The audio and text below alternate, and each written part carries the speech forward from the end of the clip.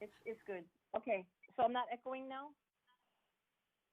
No, you're not. Thank you. Okay, good afternoon and welcome back, everyone. We're back from closed session, so we're going to ask if there are any reports out of closed session from the city attorney. Thank you, Mayor, council members. Council took no reportable action in closed session. Thank you. I'd like to read a notice before we get going into the balance of the meeting. So good afternoon and welcome to today's city council meeting. The City of Santa Clara continues to take unprecedented steps as we comply with the County of Santa Clara's Public Health Department order and guidance to prevent and slow the spread of COVID-19, including the following of social distancing protocol and the use of face coverings. I have taken mine off because I'm at least 15 or 20 feet away from the nearest person, and so you can hear me better. But for today's meeting, the city is implementing a Zoom feature to allow public participation from the safety of your own home. Members of the public can join via the link or call in to the Zoom meeting displayed on the screen now. So hopefully they're displaying it now. If you would like to speak on an agenda item or during public presentations, please raise your hand on the Zoom application or press *9 on your phone, and we will recognize you. Please only raise your hand when the item you're seeking to speak on is being presented. Staff will enter your name or the last 4 digits of your phone number if you don't want your name exhibited, and I will call on you to speak. And as a friendly reminder, members of the public have 2 minutes to speak on an agenda item and 3 minutes on our public presentation items, and those are topics that are not currently on the agenda. Prior to each agenda item, the staff will lower each hand to ensure that members of the public are requesting to speak under the appropriate agenda item. You may also submit your comments on the e-comment feature available on the Santa Clara Legistar page or via public comments at santaclaraca.gov. That's public comment at santaclaraca.gov, and the comments will be read into the record. Our city cafeteria is open for members of the public, so they have an opportunity to speak if they do come into City Hall. We have implemented strict social distancing measures in the cafeteria as well. And in addition to our social distancing, all of us in city government have been practicing frequent hand washing and environmental cleaning, as the public health community has frequently reminded us to do. So I want to thank all Santa Clarans for all of your efforts in taking the following very serious steps as we shelter in place and conduct only essential activities critical for the health and safety of our community. So thank you very much. Our first order of business today is continuances and exceptions. Do we have any member of the council, public, or staff that has continuances or exceptions? If you'd like to have a continuance or exception, please raise your hand on Zoom or on the phone, *9 on your telephone. Do we have any, Assistant City Clerk? No? Council? No? Okay, so that brings us to our first special order of business. So today, I'm very pleased that we are going to be recognizing and honoring our Assistant Police Chief, Dan Winter, for his service to the City of Santa Clara. And we have Dan and his family here as well, so it's pretty tremendous. Thank you for joining us today. So I'd like to just read a little bit about Dan and his history before I ask him to come up and have Assistant Chiefs make some comments. But Assistant Chief Winter began his law enforcement career in 1988 and was hired by the Santa Clara Police Department in 1999. He was promoted to the rank of sergeant in 2002, and in 2008, Dan was promoted to the rank of lieutenant. Dan was shortly thereafter named the department's communications lieutenant. He supervised the 911 dispatch center and oversaw the department's radio system. He was also integral in the creation of the new countywide Project 25, also known as P25, Public Safety Radio System. In 2013, Dan was promoted to the rank of captain, where he oversaw the services division and provided leadership to 75 full and part-time employees. In April 2014, he was promoted to the rank of assistant police chief. Dan is widely recognized for his charity work and involvement with numerous community groups and nonprofit organizations. He serves as the state director of the Northern California Law Enforcement Torch Run for Special Olympics. He also oversees and helps coordinate law enforcement personnel from all over Northern California, as they have raised over $1 million fundraising for the Special Olympics each year. And I know he's gotten some of our money as well from his dining with cops for Special Olympics. So now, on behalf of the Santa Clara City Council, pleased to recognize you on your retirement from the City of Santa Clara. Thank you for your numerous years of work. I know you know that department inside and out. Sounds like you've had pretty much every job in the police department. You've taken us through some very, very tough times, and we have all learned to rely on you over the years for your expertise and experience, and just you're just an all-around good person, and a lot of people really like you, I've heard out there in the community. So before we give you, we have a proclamation and then something else for you, but Dan, Assistant Chief, if you'd like to come forward and say a few words, we would appreciate that. And introduce your family. Yeah, as well. I'll have the family. Okay. Stand with me here. Mayor and Council, thank you so much for this honor today. I truly appreciate it. I'd like to start off by recognizing the ultimate sacrifice made by Sergeant Damon Gutzwiller of the Santa Cruz County Sheriff's Department, who was killed in an ambush on Saturday. He leaves behind a pregnant wife and a young son, and my thoughts and prayers are with his family and the 2 other peace officers that were shot during that incident, and our department provided them some support this past weekend. I feel so incredibly fortunate to have had a wonderful 32-year law enforcement career, with the last 20 of those years being here in Santa Clara. I have also made Santa Clara my home for the last 19 years. I've raised my family here. We are proud Santa Clarans. It's a wonderful city to be a police officer. And one example, and it happened just this morning, is that a citizen put up a huge handmade banner directly across the street from the police station that reads, "Thank you, SCPD. Santa Clara loves you," with a couple hearts on it. And that just shows one way how this is a special place, and I'm thankful to be ending my career here. I'd like to quickly thank some people that have impacted my career.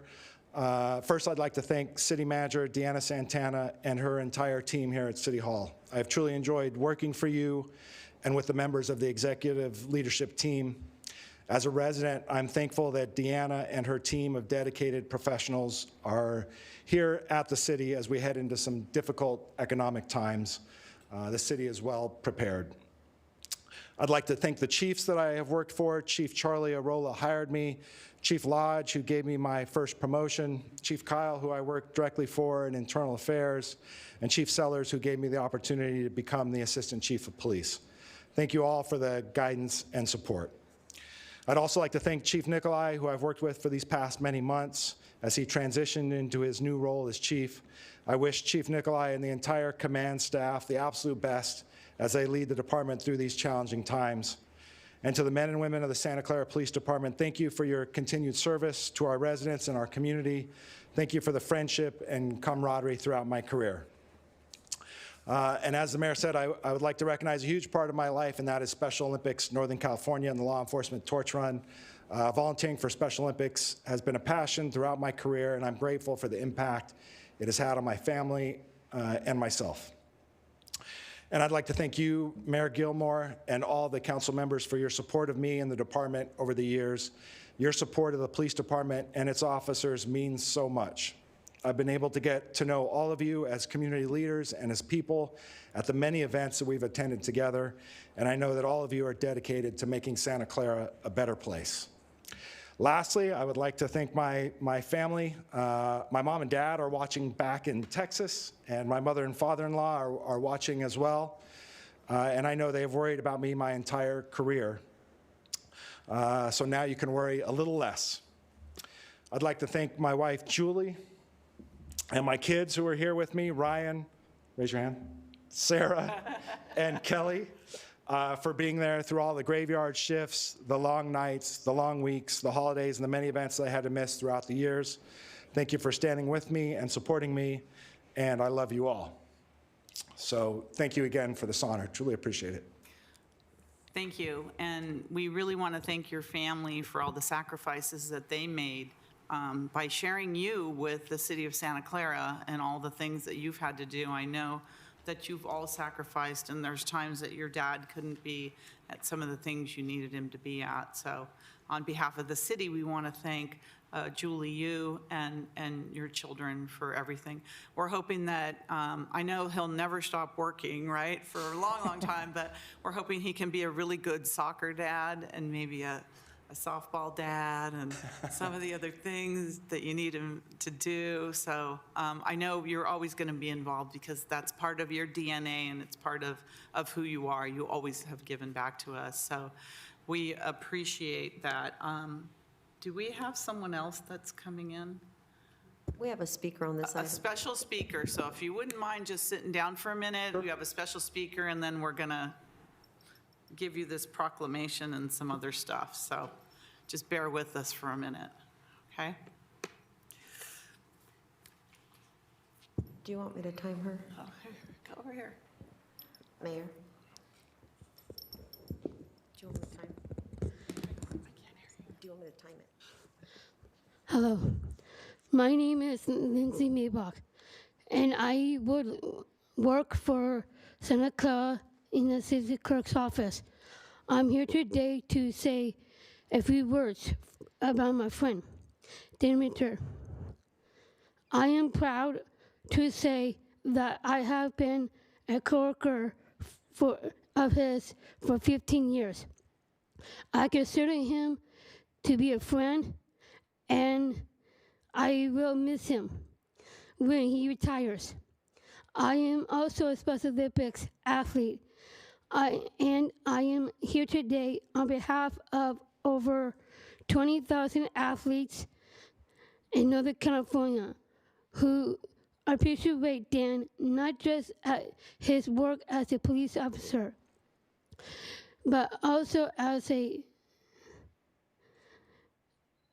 leader in the Special Olympics movement. Dan is known among us athletes as friendly, kind, hardworking, and dedicated to improving the lives of people with developmental disabilities. He has helped to raise money for us athletes to compete. He has been many competitions to help put awards around our neck. He has been a leader in the inclusion revolution and has helped to improve the lives of people with disabilities by creating opportunities for us to prove what we are capable when we are just given a chance. I have not only worked with Dan for the city of Santa Clara, but I have also worked with Dan at Tipicops, the law enforcement torch run. We have made speeches together and community events. We have attended trainings together. I have enjoyed working with Dan, and I will miss him. I want to thank him for all his dedicated services, and I wish him a happy and healthy retirement. I just hope I'll still get to see him on the playing fields. Thank you, everything, Dan. You are the man.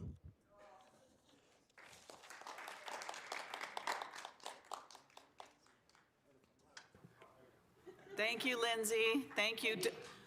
Don't go anywhere, Lindsay. Just one second. Just sit down if you wouldn't mind. We have something for you too. So that was pretty tremendous, Dan. I think if anybody could really sum up what you've done, not just for the city, but for others as well, Lindsay just did it. Thank you, Lindsay, so much for coming. I know there's probably council members that would like to say something, but on behalf of the city, we'd like to present you with this proclamation to give to you. And then on behalf of the mayor and council, we got you a big cake too, because we weren't able to have the retirement function we would have loved to have for you. And I know this room would have been jam-packed with people singing your praises. So just in our own little way, on behalf of the mayor and council, I'm just going to come down and bring this proclamation, and then the big cake is yours. But Lindsay, we have something for you too. So.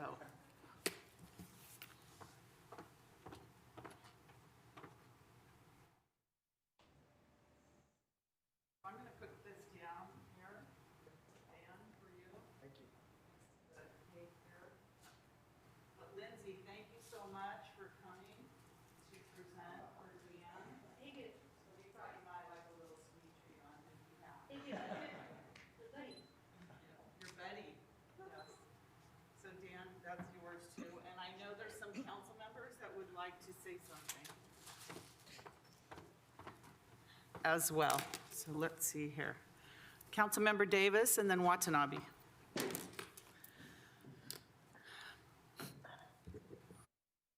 you hear me?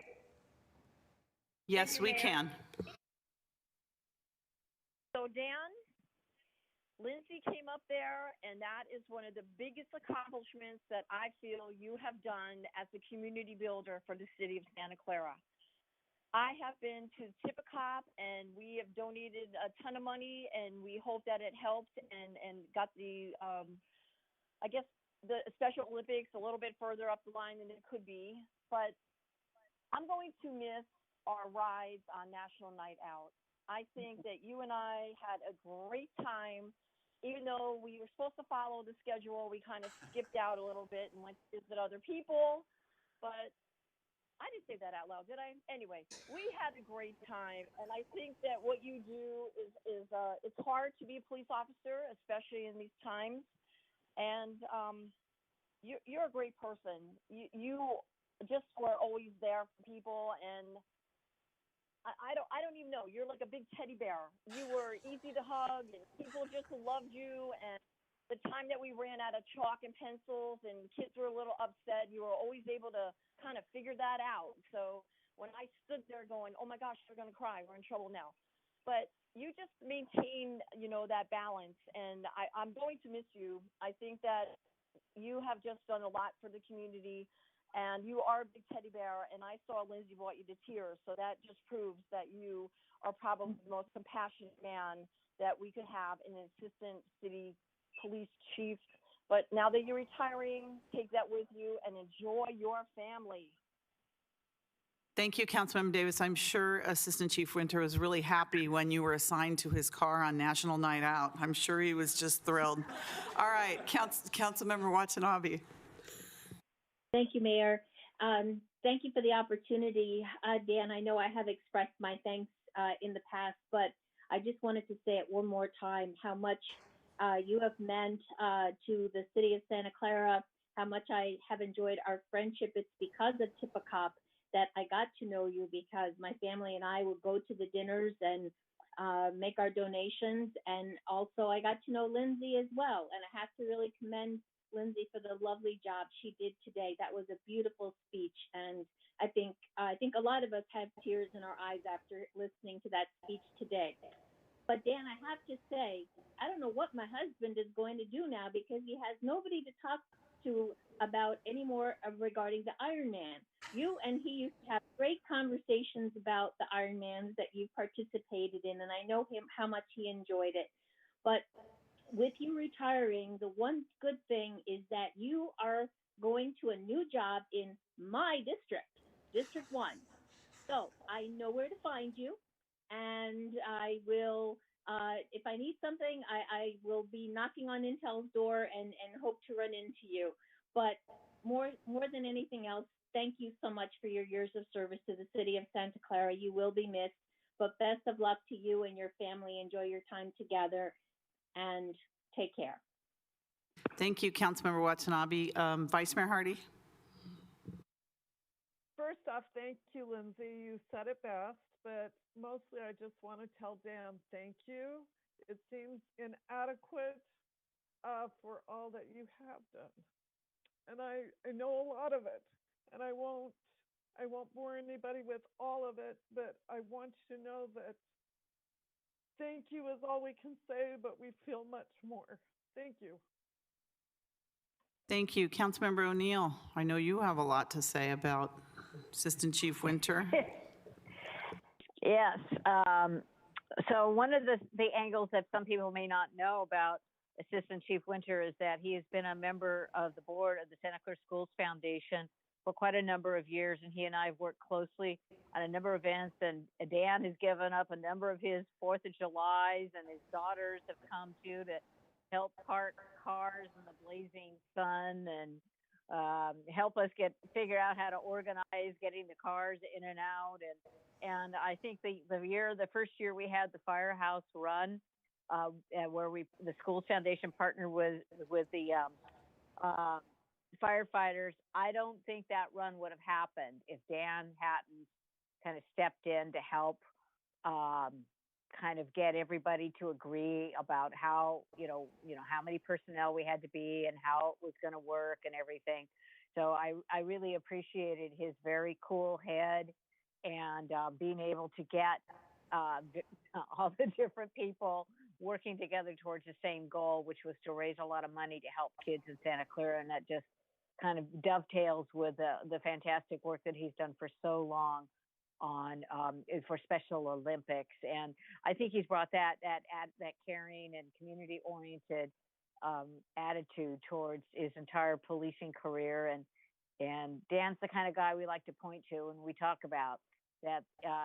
We know that no police department is perfect, and we know that this is very trying times, and that change is needed. But Dan is typifies why most Santa Clarans really love our police department. So Dan, I wish you all the best, and I hope to still see you in the future at those Schools Foundation meetings and our events. Thank you. Thank you, Councilmember O'Neill. He'll have plenty more time now for the Schools Foundation, won't you? Won't you, Dan? Councilmember Chahal. Thank you, Mayor. Thank you, Dan. I really appreciate your service to the city as a public safety officer. And you have, since I have known you, you have been very professional in your both official life as well as in your personal life, where you have dedicated so much towards the Special Olympics. And as Councilmember Teresa O'Neill mentioned about the school foundation. So you have been a really good partner of the whole city and so much involvement, and everybody loved you. You have been very humble, calm, honest, and a family person. So those are the qualities we look into a gentleman like you. And Lindsay did a great job in summing up. She did a fabulous job in describing who you are and why people love you.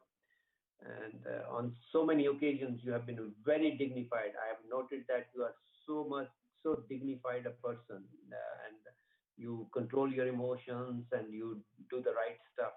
And in the end, I would say, have a best of your rest of retirement life. And I know you are pretty close to us and lucky that you will be staying in the city. And you're a kind of a person who can babysit anybody's kids. So they love you to babysit a kid. That much confidence on that. So best of luck, and best to your family, who have all a great person, kids and your wife. Thank you. Thank you, Council, for all those comments. I'm hoping that at some point we can have something a little better, bigger than this, and hopefully we'll get to that point soon. So I don't know, Dan, would you like to say anything else? Is that it, right? Okay, he's like, let me go. No, yes, please come. just first of all, thank you for the tremendous surprise of bringing in Lindsay as a speaker. That was, We yeah, wanted to pop her out of a cake, but we couldn't Yeah. get her in the cake to pop her out, right? No, yeah, the tears were definitely flowing. Thanks to Lindsay. Great job, as always. And I just thank you for all the comments and for this honor. Truly appreciate it. Thank you. All right, and I think as some of the council members said, you're still going to be local, you're still going to be here in Santa Clara. It's just a lot of history is leaving our city with you, but I know that you'll be there, and we'll see you in your new position. Best of luck, warmest wishes to you and your family, and thank you for everything you've done for Santa Clara. Thank you, Dan. So let's give him a big round of applause, council.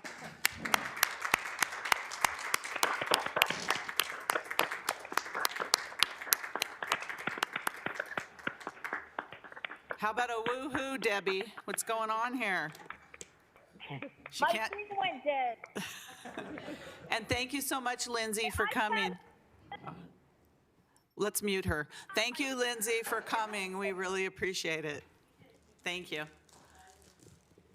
Thanks, kids. Bye. Thanks, Julie.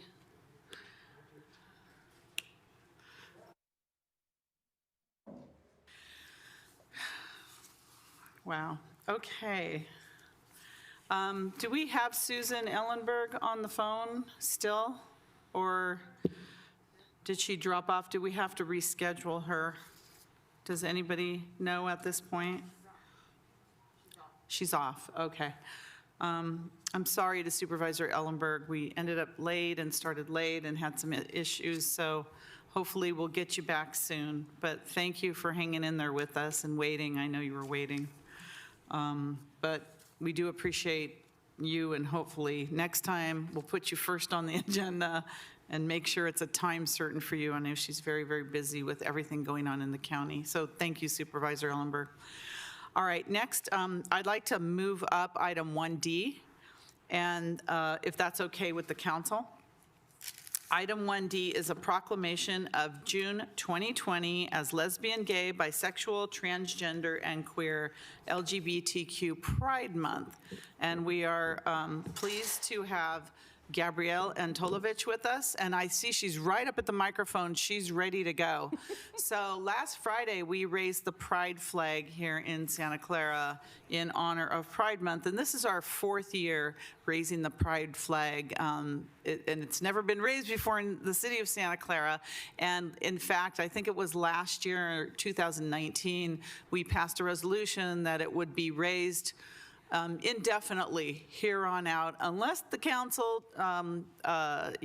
terminated that, and I don't see that happening. So we've made big strides here, and we have also been very fortunate that Gabrielle has joined us every single year for our flag raising, and she's here today, so thank you so much. It's nice to see you, and I'd like to let you say a few words about it before we have a proclamation for you as well. Thank you so much for inviting the Billy DeFrank LGBTQ plus Community Center back for the last 4 years. You know, we are on the Alameda, which is a street that is also in Santa Clara, not just in San Jose. And so I feel we are connected a lot. You know, we have done a lot of educational and support at Santa Clara University and also with the Santa Clara Police Department. So it's not as if we're strangers to your city. So Mayor Gilmore, thank you, and also City Council members for inviting us back. This is a very hard time. Pride did not start as a celebration. It was also a riot 50 years ago.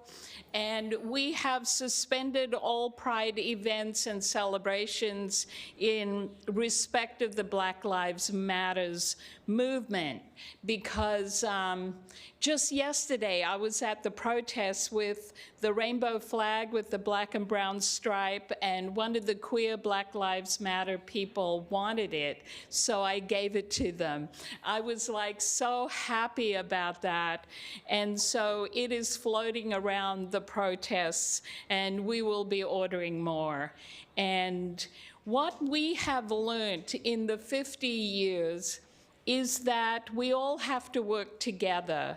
the LGBTQ plus community has Black and brown people who have been suffering with everybody, especially African American and Latino transgender people have been murdered and committed suicide the most in our community. So I am, you know, with mixed feelings right now with everybody else. You know, George Floyd's funeral in Houston was very touching, and I am so happy that all the movements are starting to work together, not only with each other, but also elected officials and law enforcement to make changes. And that's why I am so happy to be here at your city council meeting, and also to have your assistant chief honored, because it is with all of us together that real change will happen. And I actually am hopeful. So thank you so much for the invitation. And I think that's what describes you and the Billy DeFrank Center, and how your involvement with the City of Santa Clara, at least through the Pride flag raising over the last 4 years, is that there is a ray of hope. And you're right, we all have to work together, everybody, you know, all of us. And these times just, they're so unprecedented with everything that's going on in the world, and now with the George Floyd murder. And it's just that much more important that we work together. And that's why we appreciate you so much coming to Santa Clara. I know that you've been involved with our police department for many years, helping them with training and other things. And I know the lines of communication with your center have always been open for us. And you're right, it's right on the Alameda, connecting Santa Clara and San Jose. Maybe we can go and incorporate you into the city of Santa Clara and get We your would center in. love that. Yes, we would love it too. Our utility rates are really cheap too. So anyways, I wanted to give you this in all seriousness. We did, I believe, order a new Pride flag with the black and brown stripe on top, so that we can be up to date with our Pride flag. So you did bring yours to our flag raising, and for those who don't know, we ended up doing it virtually this year, and we recorded it, so it's on our city website and through our social media if you'd like to actually watch the presentation for last Friday. But we want to present this to you on behalf of the City Council. We have a small gift for you here that you can bring back to the Billy DeFrank Center as well. And we also got you something to bring back, a few little Buntini cupcakes there. Our seniors will love that. And one of those is it's confetti, which is every color of the rainbow in the confetti cupcake. So just to let you know. So here we go. Sorry.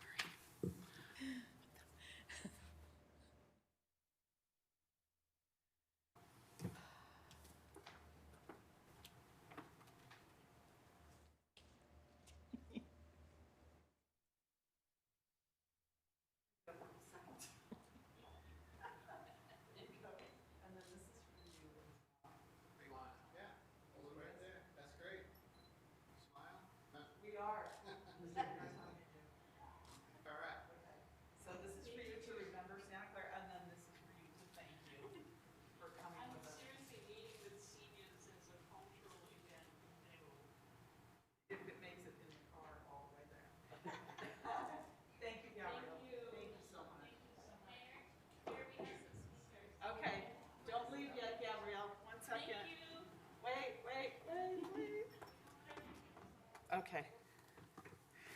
Who is it? I can't see. Councilmember Davis, please.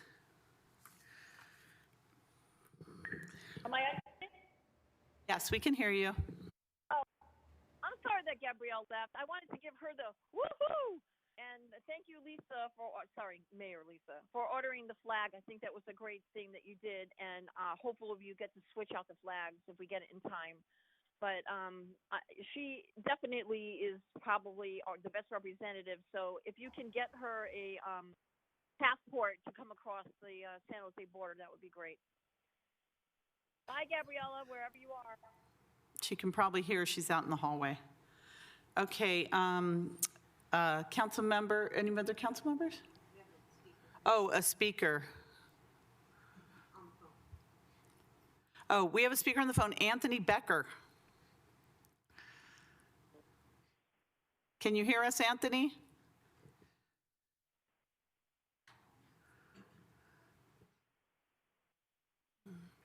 Oh, Gabrielle's back. Let's go back to Councilmember Davis. Okay, you came back. Councilmember Davis wanted to say something to you. Councilmember Davis, she's back. Okay. Gabriella, you are the person that most represents our community, and we love you. I just said to the mayor that maybe we should get you a passport so you can get into Santa Clara. And I wanted to give you a big woohoo, because you are the best, girl. And I'm so glad that the mayor got the flag so that we can maybe change it out. But thank you for coming back every year for us. We appreciate it, but just sorry that COVID took away your thunder by not having this, out there and having to have it videotaped. So thank you for enduring that. Thank you. Okay, we have another speaker, Anthony Becker. Can you hear me, Anthony? Hello? Are you muted, Anthony?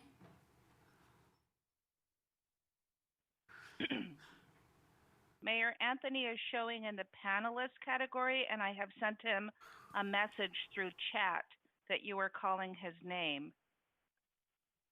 He doesn't show a microphone next to his name in the panelist section. Yeah, it doesn't show that he's connected to a microphone. He's not connected to a microphone. Oh.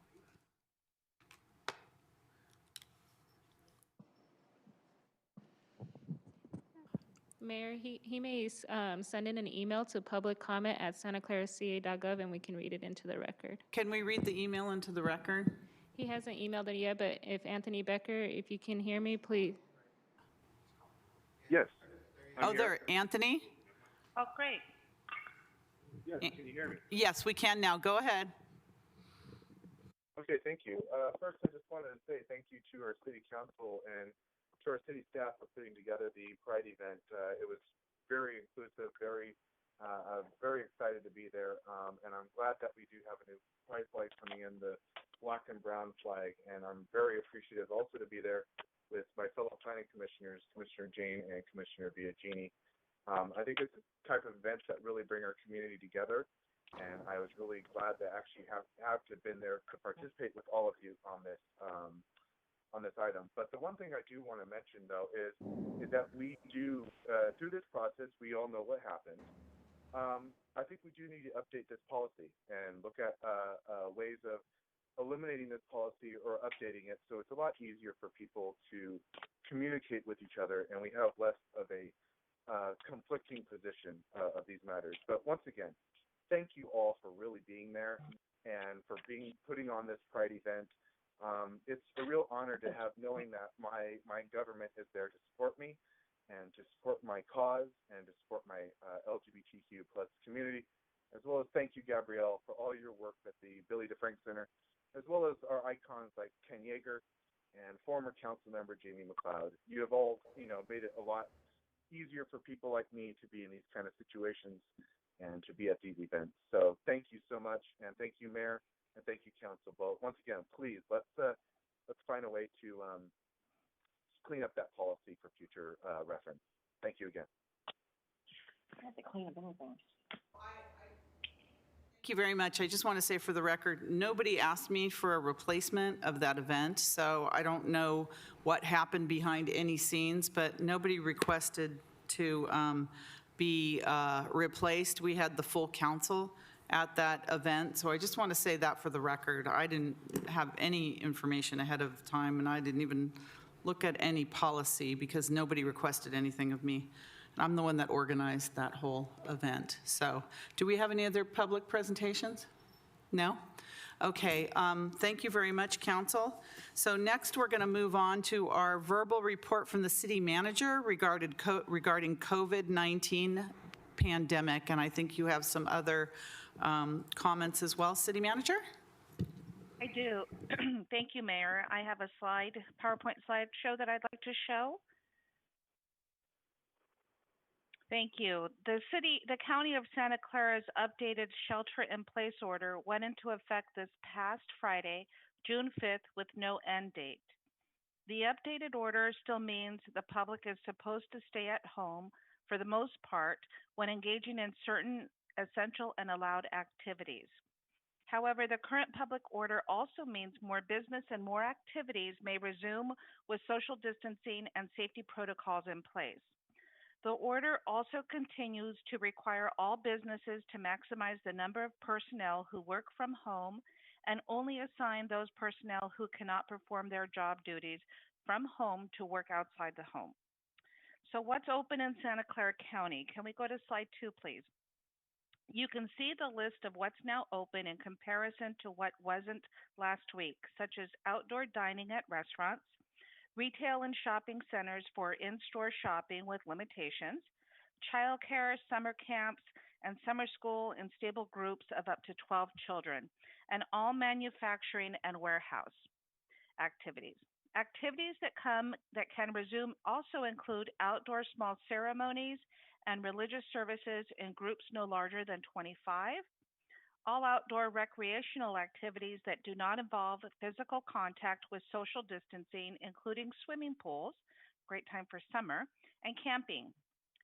Can we move to slide 3, please? In terms of Governor Newsom's roadmap, Santa Clara County is in phase 2 of reopening, as indicated by Governor Newsom's roadmap to recovery for California. On Friday afternoon, the state released detailed plans for counties that are ready to move to phase 3 of a 4-phase plan. However, our county isn't quite there, and when there are differences between the county's shelter-in-place order and the state's order, we have been advised by the county that we must comply with the stricter of the 2 orders. Let's go to the next slide on County of Santa Clara's 5 indicators. Santa Clara County continues to move slowly through these phases in comparison to other counties throughout the state. The county health officers in the Bay Area are using these 5 indicators that you see on the slide to ensure that we have strategies and infrastructure in place to contain and treat COVID-19. These include testing capabilities and availability of hospital resources for treating serious positive cases. Can we move to the next slide? Indicator number 3, sufficient COVID testing. For testing COVID-19, the county's goal is 3,800 tests daily, although the state's goal of 2,850 daily has been met. Next slide, indicator 4, contact tracing. The county is also continuing to secure contact tracers, both paid and volunteers, who will help identify people who have COVID-19 or who have been exposed to COVID-19. The county has asked cities to determine if they can provide employees for this important work. Currently, the city is assessing whether we may have the opportunity to provide employees that could be reassigned as disaster service workers to assist the county with contact tracing. Next slide, please. In terms of our city being open for essential services, as I reported last month, the City of Santa Clara's municipal organization is very much working with almost 100% of its workforce still working in a hybrid approach, either in the office or remotely. And we're also working in a hybrid approach in that we are continuing to complete our regular city duties while nearly 100 staff each week report as disaster service workers to sustain the CPOT activities. As part of this report out, late breaking news, I just want to mention that on June 23rd, we'll be bringing action forward as an amendment to an agreement with the county for the senior nutrition program for ratification. We got news this week from the county that they would like for us to execute the agreement that allows for the city to fund the senior nutrition program over 2 fiscal years in the amount of $240,000. And under the emergency order, I will execute the agreement and then bring it back for ratification on June 23rd to meet the county's deadlines.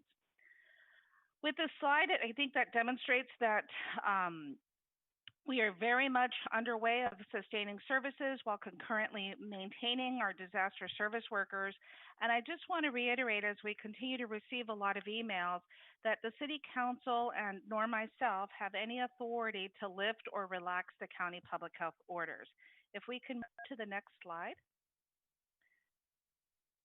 So in the meantime, the city continues to prepare for reopening activities in our many different facilities whenever public officials determine that it's prudent to do so. We are in process of creating site operations plans, as well as making sure that they comply with all the various details of the orders and that we prepare signage. In fact, you'll be hearing over the next couple of days of our efforts to reopen dog parks, and we'll be bringing those announcements very soon. If we could move to worksite protocol, slide 9, please. We are also developing the associated worksite protocols that are abide by the state, county, and OSHA rules. And there will also be new self-screening health procedures for employees, such as taking one's temperature. This is to ensure that both our safety and our public safety. Since there are specific public health rules that are required to be followed, the city is working internally to get the proper signage and protocols in place for reopening our public pools. And as I mentioned, we are going to be announcing that our dog parks are opening, as well as in the process of communicating this information to various groups throughout the city. At city facilities, we are procuring proper signage, implementing new employee training for reopening, and incorporating expanded cleaning methods for COVID-19. We are also exploring appointment-only phased counter reopening strategies, as well as potential activation of our drive-through window for contactless cash utility payments. These approaches can reduce contact and further support social distancing parameters. Slide 11, please. With the updated order, a few more city programs will come online as we continue to assess how to provide certain services. This week, we have had active conversations about bringing back our curbside library pickup, and we'll be announcing our plans of being able to bring back curbside library pickup, as well as the skate parks and opening of our swimming pools and other activities.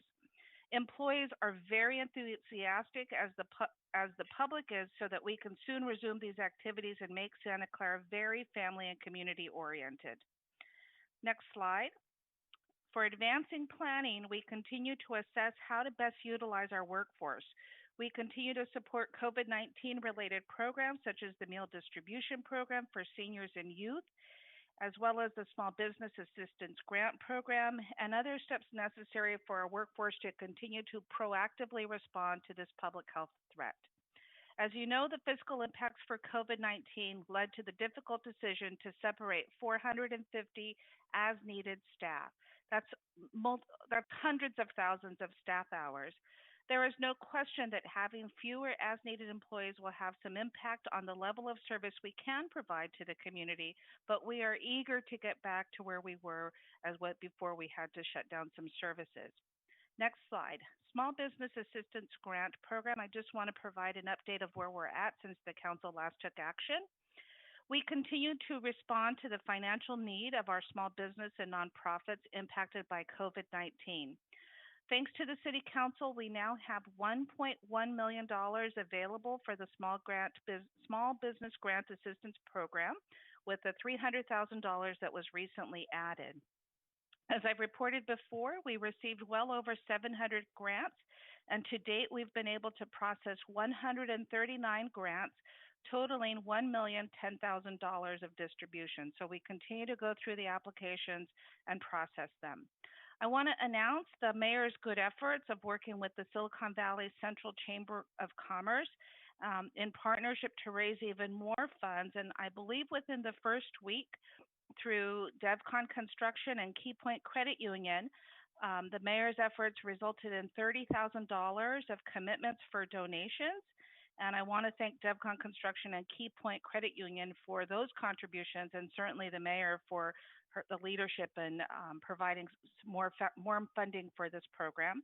I'm also advised that the Chamber's GoFundMe account has raised nearly $2,600 for the grant program. Thank you, Chamber.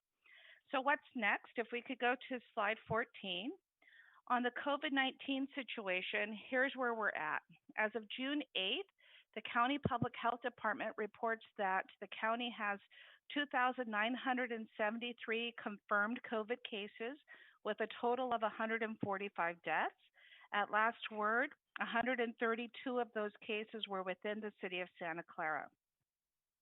The county public health officer, Dr. Sarah Cody, has said that it will be about 3 weeks or nearly at the end of June when she further assesses how we are doing in slowing down the spread of COVID and makes further decisions. In closing, community members continue to reach out to make sure that city employees are protected while providing essential services. And last week, Mayor Gilmer received donations of personal protective equipment, including face masks, gloves, and face shields from resident Mary Grizzle and Anna Vargas Smith on behalf of reclaiming our downtown. I want to thank them as well for, I believe this is now multiple contributions that they've made and certainly well needed. In the meantime, we continue to be adaptable and ready to respond, and given the evolving dynamics of the virus, I really want to thank our staff who have been able to pivot quickly and respond accordingly to all of the changing needs that have occurred over the past weeks. This concludes my update on COVID, and I just want to also provide an update on last Thursday's meeting. As you know, it was a real heart-tugging meeting with respect to the ratification of emergency action that was taken in light of some activities that we needed to put into place to respond to protesting resulting from the murder of Mr. George Floyd.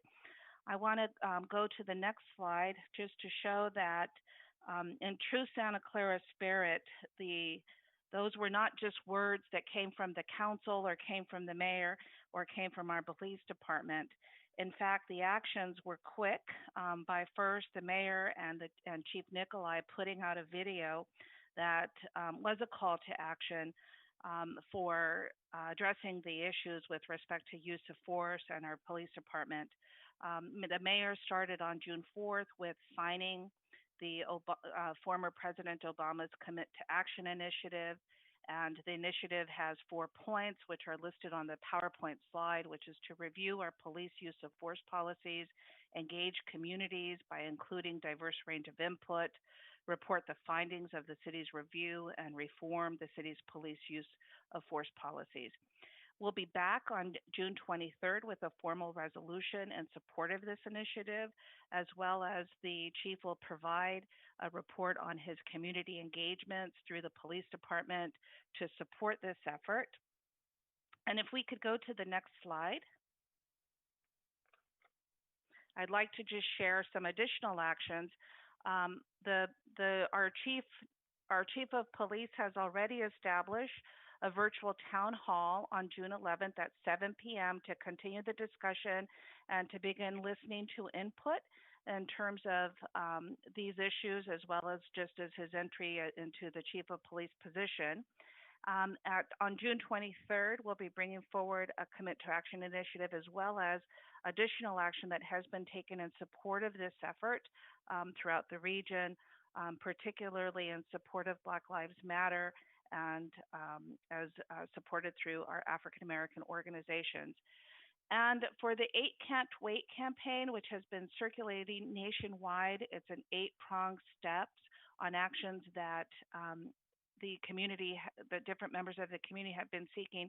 We are going to be putting up on our webpage, it's underway, we started this last week, how we're in compliance already with some of those initiatives, as well as the gaps or the work that we need to continue on with 8 Can't Wait campaign. And so you'll be seeing that on the city's website.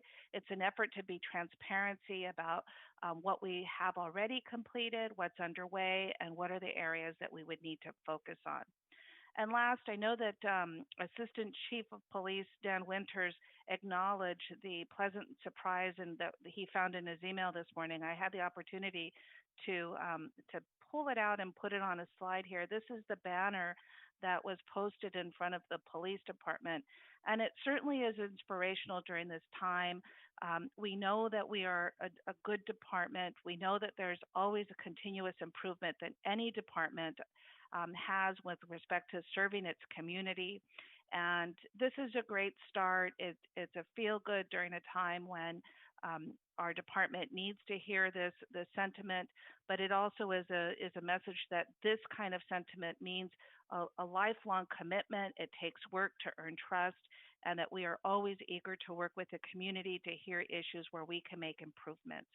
I know that Chief Nicolai is also participating. I don't know if he wants to add any more about our report out on this matter, but certainly here to take any questions on COVID or on activities that are coming up for next Tuesday. If Chief Nicolai would like to speak, I would also like to know how the public would access the Chief's town hall on Thursday. How would they go about participating in that? Maybe Chief Nicolai, you can let us know about that.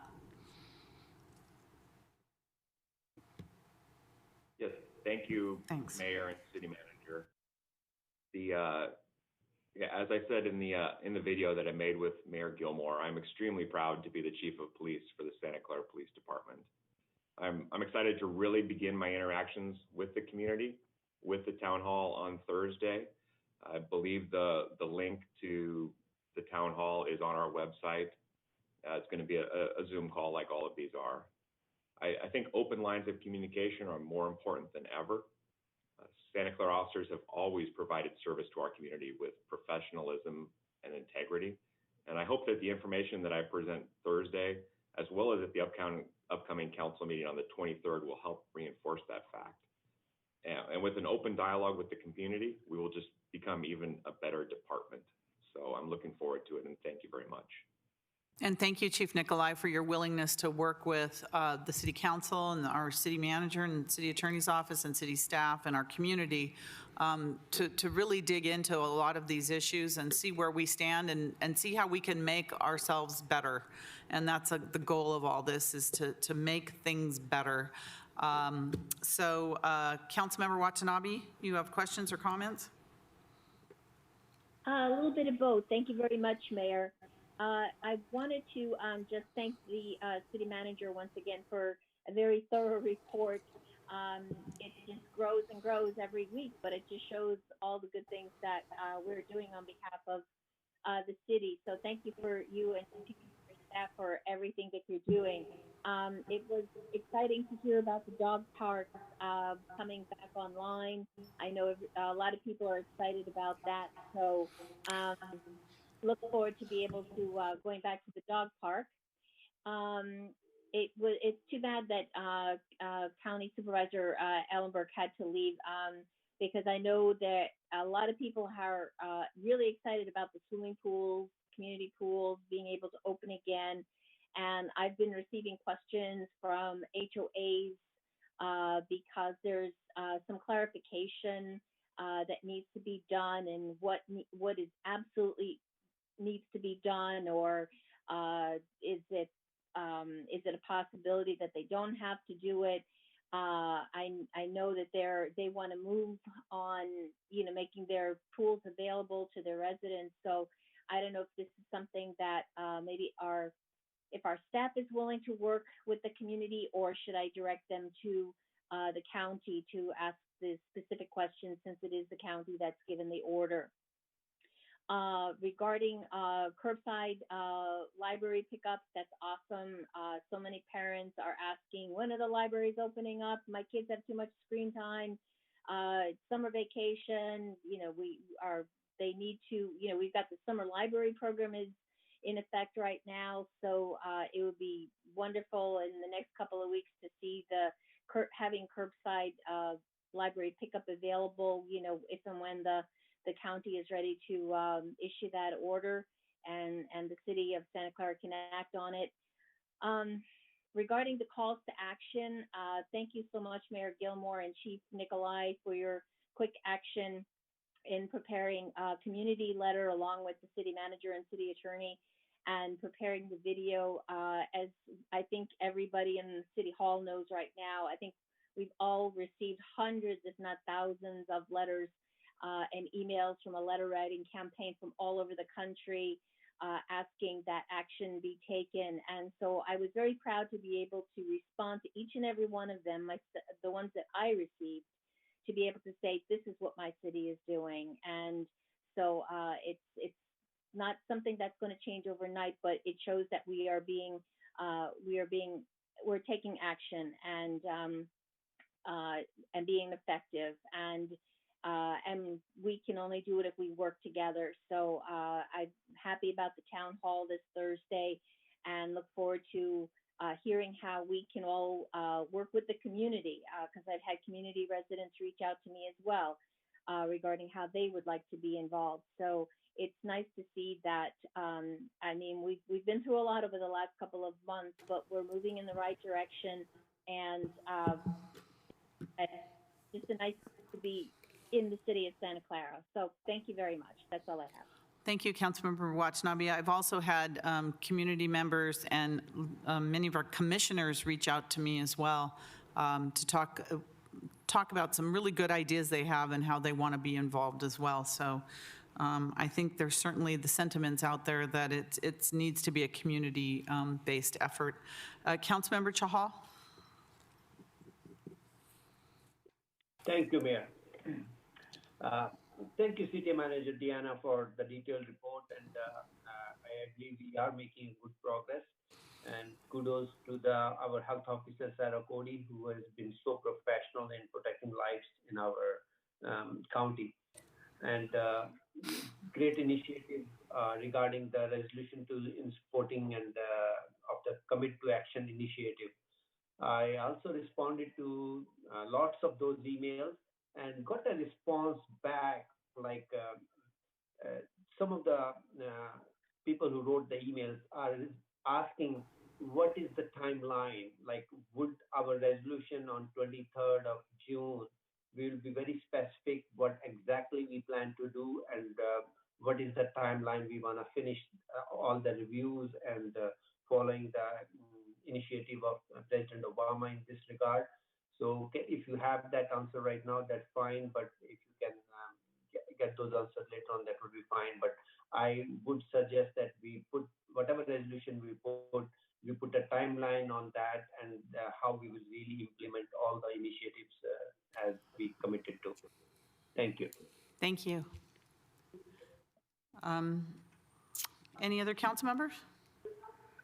All right, City Manager, do you have any final comments on that? And first of all, thank you so much for that report.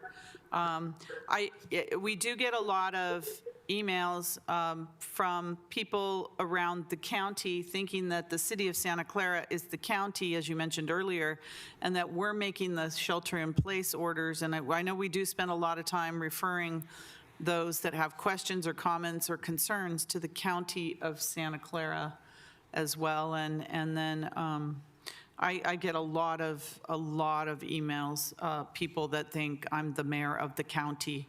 So there's, yeah,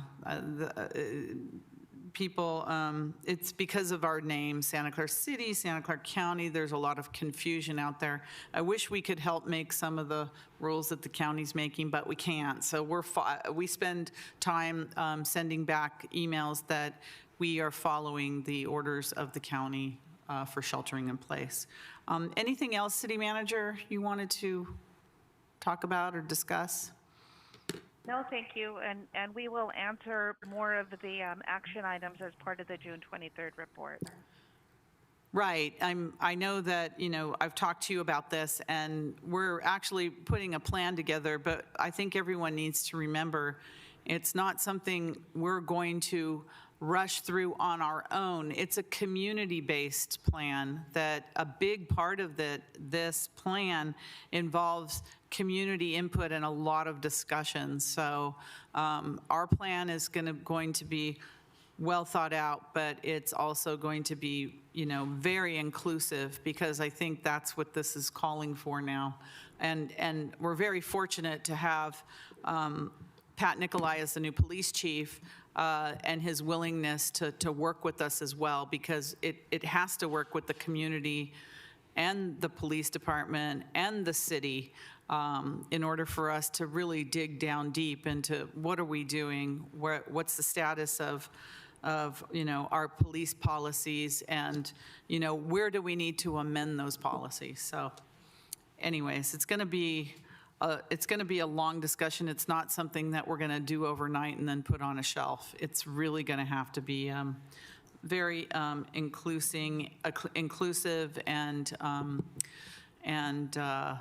there's a lot of community discussion involved. Okay, moving on then, we're going to move to our next item, which is the study session. Oh, we're only at the study session. Okay. Study session, review of a proposed fiscal year 2021 and fiscal year 21-22 biennial capital improvement program budget and fiscal year 2021 operating budget changes. City Manager? So this is the second study session of the review of the proposed budget for our capital improvement program for fiscal years 2021 and 21-22. Ken Lee, our finance director, is going to provide a presentation. I just want to add that with the questions that came up as part of the first study session, they are included in your packet, and we're prepared to answer questions if more come up today. So Ken?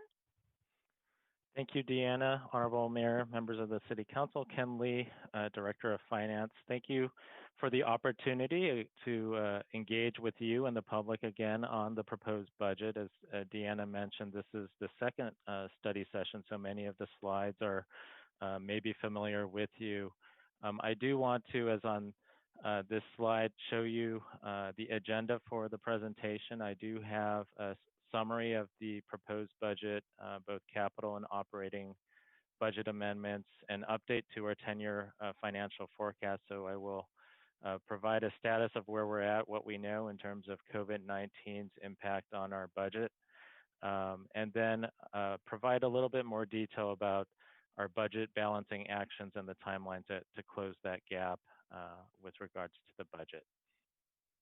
So from an overview perspective, this is a chart of our annual budget, the proposed budget before you by fund type. As you can see here, the council did adopt a 2-year budget last year for the operating budget. And so with this capital budget, we are recommending revisions to that budget that decrease the overall budget by approximately $20 million across all funds. Many of those changes that you see there are related to timing of debt payments and projects or grants. But I do want to mention on an overall basis, I know the focus is on the general fund that represents about $285 million of a budget that's almost $1 billion in activity here.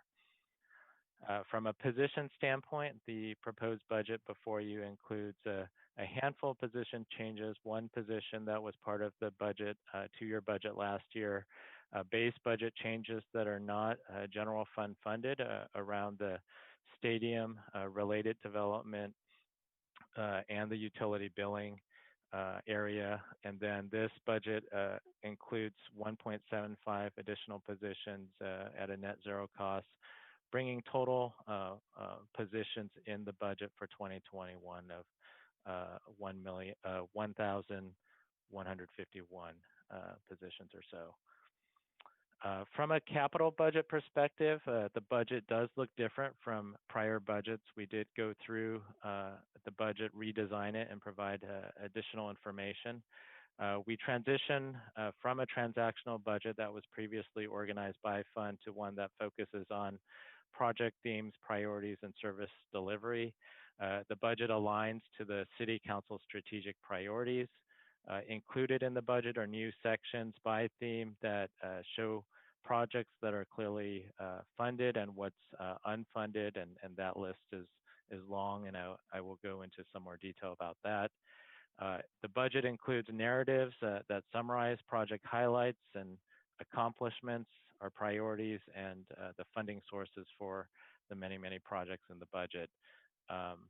It includes budgetary financial statements. That's a transition that started last year of including sources and uses of funds on a budgetary basis. And then last but not least, pictures throughout the document.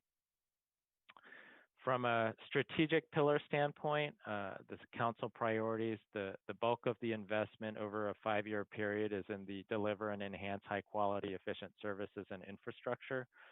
Strategic pillar, approximately $471 million out of $500 million over 5 years. I mentioned priorities before, and so for the first time in our budget, we do include a across the board prioritization, A, B, C, and D labeled there, with A and B really representing the top priority, the critical projects that need attention. And so for the 2021 budget, almost 90% of the dollars are going to priority A and priority B type projects. By theme, you can see that across the 5 fiscal years, the dollars are spread primarily with investments around our electric utility, our sewer utility, and our transportation infrastructure.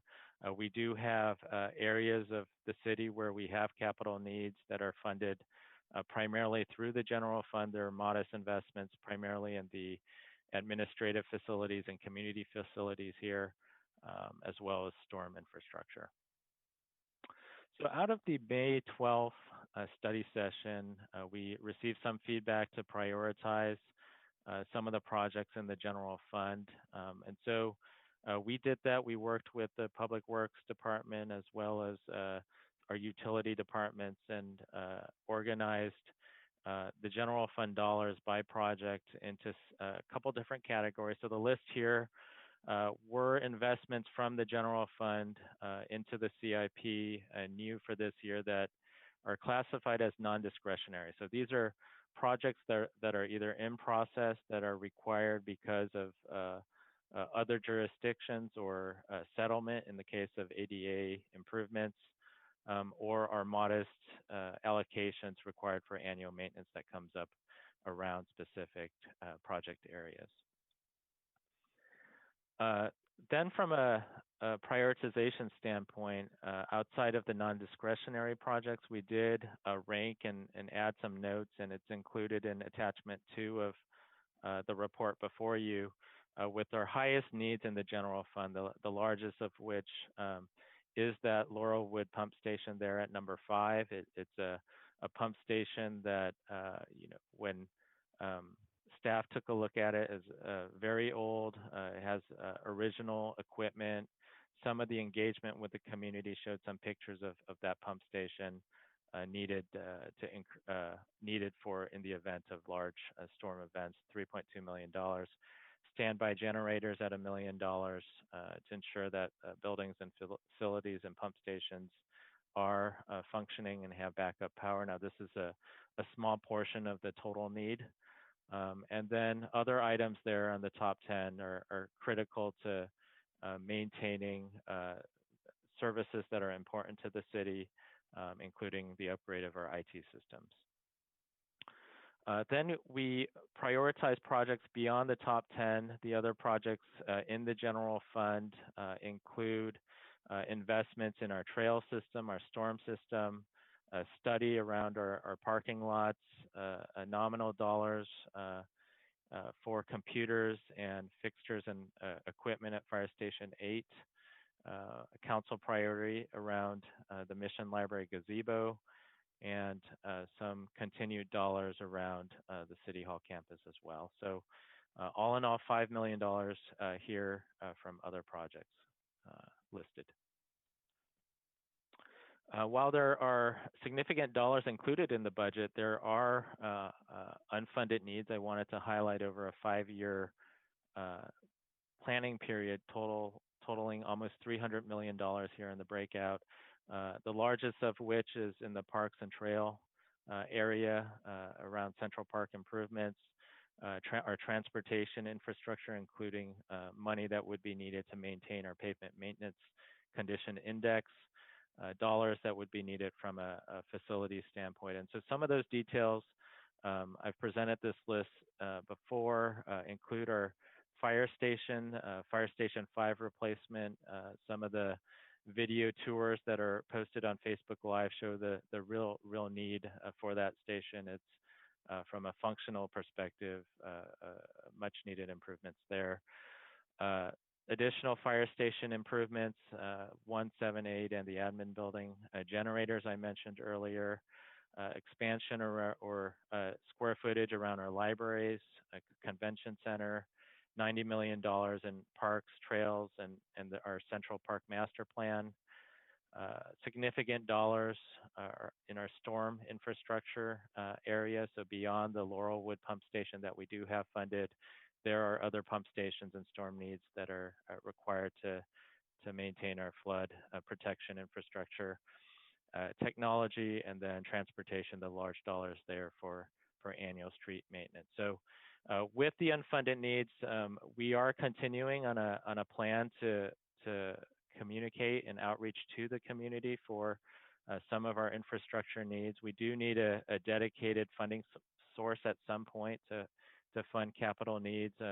In the past, these were funded primarily pay-as-you-go on a reactive basis. So we're really looking from a planning effort to identify what those needs are and start to strategize over the short to medium term to understand additional funding sources that may be available to fund those needs. One-time funding sources, we talked in the past about GEO bonds. That's potential either at the ballot or in the future, or an ongoing funding strategy to meet some of these needs in the future. I talked about the community engagement process. So we did launch Prioritize Santa Clara that focused on educating our public about our infrastructure needs and really interacting and discussing now over Zoom, but some video tours were posted on Facebook Live, including our fire station, streets, Central Park, and storm system. We did conduct 5 online meetings for resident input last week to talk about our infrastructure needs and really start to engage our community with those. In addition to the capital budget, the budget does include operating budget amendments necessary for July 1. These amendments include updated revenue estimates for the general fund and other funds, including some of the impacts related to COVID that I had presented in my May 12th presentation. It makes adjustments for labor and non-personnel costs, brings resources and production costs in the general fund, in the enterprise fund, based on the latest estimates.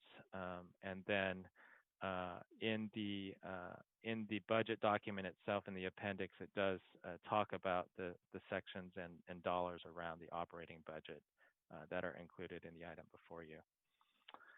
Now I wanted to change gears a little bit to our 10-year financial forecast and present an update of where we're at today. And so on this slide, some of the headlines and some of the data that our office is looking at includes the national data, the unemployment data. And so in that dark blue graphic there, over 42 million jobless claims have been filed since the outbreak has occurred. That is unprecedented. That is no one could have predicted that level of economic impact to hit our nation, our state, our local jurisdictions. And so as we look at the headlines going clockwise around this slide, you'll see Palo Alto, their city council gave guidance on balancing a budget to a reduced revenue level of around $39 million that impacted 74 full-time positions at the city, included significant service level reductions, including public safety. At the state level, our governor has released a budget that projected a $54 billion deficit that included significant impacts to our schools and upper education system. They did also ask for a 10% pay cut from state workers, and so a large impact across the state for that economy. And then at the local level, El Cerrito, which has been in the news with regards to potential bankruptcy, they were able to identify some short-term financing, and they're going through a series of proposals to close that gap, including furloughs. Gilroy is looking at layoffs, and Monterey there on the bottom started a series of town hall meetings on their revenue shortfall. As setting the context, the numbers that we looked at in late March, early April, and have been out there planning for is a $10 million shortfall in the current year, the fiscal year 1920, and a shortfall that grew from 4.8 million to almost 23 million in 2021 that has to be solved with ongoing dollars. And so staff and our city has been actively planning, including implementing cost control measures to slow the burn on our reserves, and also plan for how we are going to address that ongoing deficit moving forward. And so these numbers were presented in the April 2020 timeframe, and when you layer that on from a 10-year perspective, our deficit over the next 4 years grew to $34 million, and it might get worse. And so some of the data I want to present to you will talk about where some of those gaps or risks are that could impact these numbers. So on this slide, I want to talk about sales tax a little bit. We did get our first quarter 2020 sales tax information in, and that was down 10.9%. And that represented the January through March timeframe. And so that included about 2.5 or 3 weeks of the shelter in place in March, and that alone drew down sales tax by almost 11%. For the second quarter of 2020, our projections assumed a 50% reduction in sales tax for March and April, and a 25% reduction in sales tax for May and June. And some of those numbers, as businesses are still closed, pose significant risk. It could get worse here. We will not know until the August 2020 timeframe, but if any indication from that last 2 or 3 weeks in March is an indicator for the second quarter, anticipate it could get much worse. For the 2021 fiscal year, we had assumptions in April that modeled recessions over the last 3 recessions of roughly a 10% drop. If that were to grow because of the depth of this recession to 20% drop from where we were at, that would grow our deficit by an additional $7 million ongoing. And for comparative reasons, I included what Palo Alto did here. They forecasted a 43% drop in sales tax. When it comes to our hotels, our transient occupancy tax is a tax collected based on hotel room rates and occupancy rates. Our projections so far are in line with what we said in April, that indicated about a 30% year-over-year drop. When I looked online for some of the hotels, some of them are closed and are anticipated to be closed past July 1. So looking into next year, we assume a 25% drop in the numbers provided as part of the $23 million deficit. That could get worse. We'll know more once the hotels open up and what level of activity they're seeing. And so again, for comparison, Palo Alto assumed a 44% drop for the hotel tax. And then last but not least, property tax does exhibit a 18-month lag from when their properties are assessed to when we actually see the tax dollars. So for fiscal year 1920 and 2021, our projections are on track. For the 21-22 fiscal year, the county assessor at the last quarterly meeting with all the cities had expressed some concern about meeting the Prop 13 2% annual inflation factor that's pegged to CPI. And so to the extent CPI is not 2%, there might be some risk there for property tax collections. So total impact there, $1.2 to $3 million that are not yet factored into the forecast. So from a balancing strategy, we are endeavoring on a multi-pronged approach. I mentioned the revenue generating activities. So we're looking at potential ballot measures, a TOT measure that could bring additional dollars if it's brought forward and successful at the ballot this November. one-time savings from cost control measures, and we would continue those activities into next year. Potential savings from labor negotiations, subject to meet and confer, and then ongoing expenditure reduction. So departments were given guidance earlier this week on starting to plan and submit and think about proposals to close the gap from an expenditure standpoint. The use of budget stabilization reserve is part of the interim strategy that is included in the budget before you. In order to present a balanced budget on July 1, we will be bringing forward some of these ongoing actions as part of a timeline I'll show you in a little bit in the September and December timeframe. And again, our goal here is to avoid layoffs to the extent we can. The deficit is deep, it is tough, it is challenging, and so we'll have to take a look at the combination of these strategies and where we end up. From a sample scenario of what could happen depending on the labor table and potential ballot measure, if we get $7 million from a TOT, if labor can generate some savings, this is a number that is just representative of a conservative number working with HR, but until agreements are reached, we'll have to continue to plan for closing that gap in the event that that revenue or labor negotiations are not met or reached in time. And so, again, this is a sample scenario of the combination of those strategies to close a $30 million gap that we're planning to close. As you look at some of the more details behind that balancing strategy, there are several revenue opportunities underway. A community survey was conducted around a TOT, geo bond, and some other areas that included prioritization. That information is being massaged and will be brought forward to the council later this month for review and consideration. Continuation of development projects will be important for the city as a revenue strategy related and other projects in the city.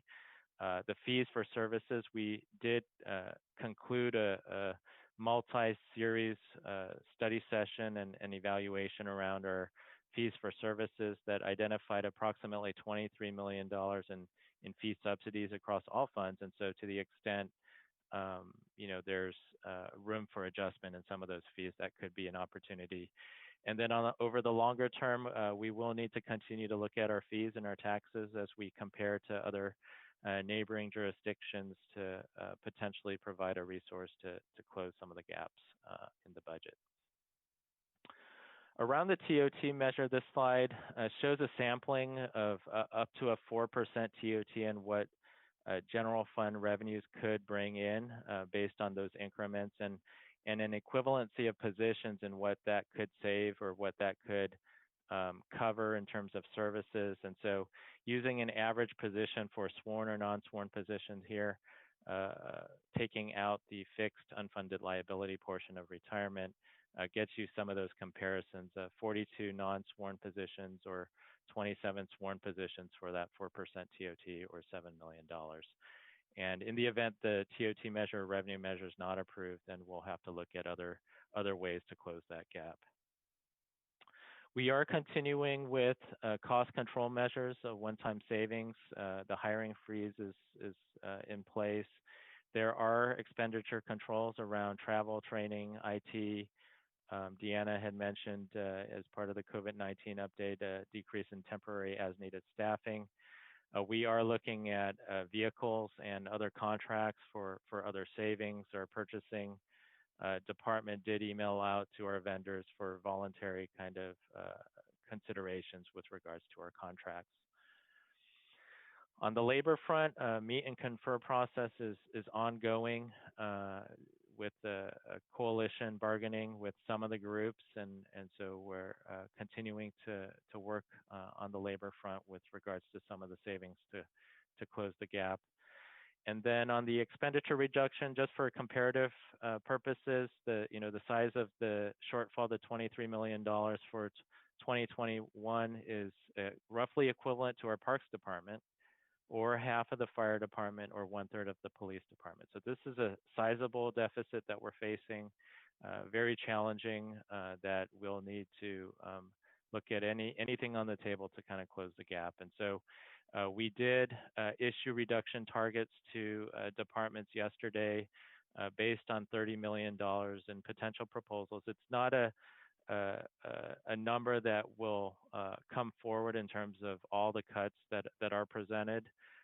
Some of the proposals are presented and are discussed and worked through both the finance department, city manager's office, and brought forward to the council. And so at some level, a portion of those proposals will be brought forward. To the extent actions at the labor table and or the ballot measure are not successful, we will have alternative strategies around closing that gap from an expense reduction standpoint. When we looked at expenditure reductions, some cities apply an across-the-board kind of planning cut to address the gap. We took a different approach. We feel that there are some fixed costs or areas where we have limited control that we've identified here as non-discretionary. Those include our CalPERS unfunded liability. That's a fixed dollar amount that they send us an invoice for our contribution for retirement. There's debt costs, portions of utilities and operating costs for facilities, costs supported by fees and reimbursements, other mandated costs, and our insurance costs. So when you look at the non-discretionary portion of the general fund budget, that represented 30%. And so when we are planning for $30 million in cuts potentially or targeted for proposals, it's really spread across the discretionary, that 35% that's remaining, and the public safety, 35% of the budget. And so when you apply those dollars to what's left, it's about a 17% of the discretionary portion of the pie. I do want to show the timeline to get from here to close that $30 million ongoing funding gap. There is proposals that are due back from departments to finance later on in July. Then we are going to work with the city manager's office to go through those proposals. In that time frame, we should get that second quarter 2020 sales tax information to inform us of any revision to the forecast that may be required. We will present those proposals to the City Council for consideration in the September timeframe. As the potential ballot measures are considered in November, there's another check-in point with regards to proposals with the City Council in the December timeframe. So summarizing the takeaways from a budget balancing standpoint, we will continue to evaluate our financial condition to determine if we need to revise the forecast and if other adjustments are needed. The full impact from COVID-19 are ongoing. Some revenues are known. As we get more information, it will inform us in terms of a forecast. It will likely continue to get worse based on what we presented in the April timeframe. We are underway with a multi-pronged approach to address the shortfall. That will be critical to preserving services. Reductions will be based on service impacts and priorities. The ballot measure is critical to part of that budget balancing pie. It could eventually avoid an additional 42 non-sworn positions or 27 positions. And again, layoffs are a last resort here. So the budget calendar to get to an approved budget for July 1, we are on the second study session here, and our next check-in will be June 23rd with some of the technical approvals of the budget, including CIP carryovers, the GAN limit required by state law, and any feedback provided from today's study session. So with that, that concludes my presentation, and city staff and budget staff are available for any questions from the council. Okay, thank you, Director Lee. That was an excellent report. Let me see here. Do we have council members that, hold on one second here. I dropped myself out of this. Vice Mayor Hardy. Thank you. I appreciate Ken and what he's done to help us understand our reality. I finished reading up through the many pages of this, and I had a specific question that had to do with a funded renewable energy microgrid. This question may be for Chief Torres or for Manuel, because it has to do with CVP,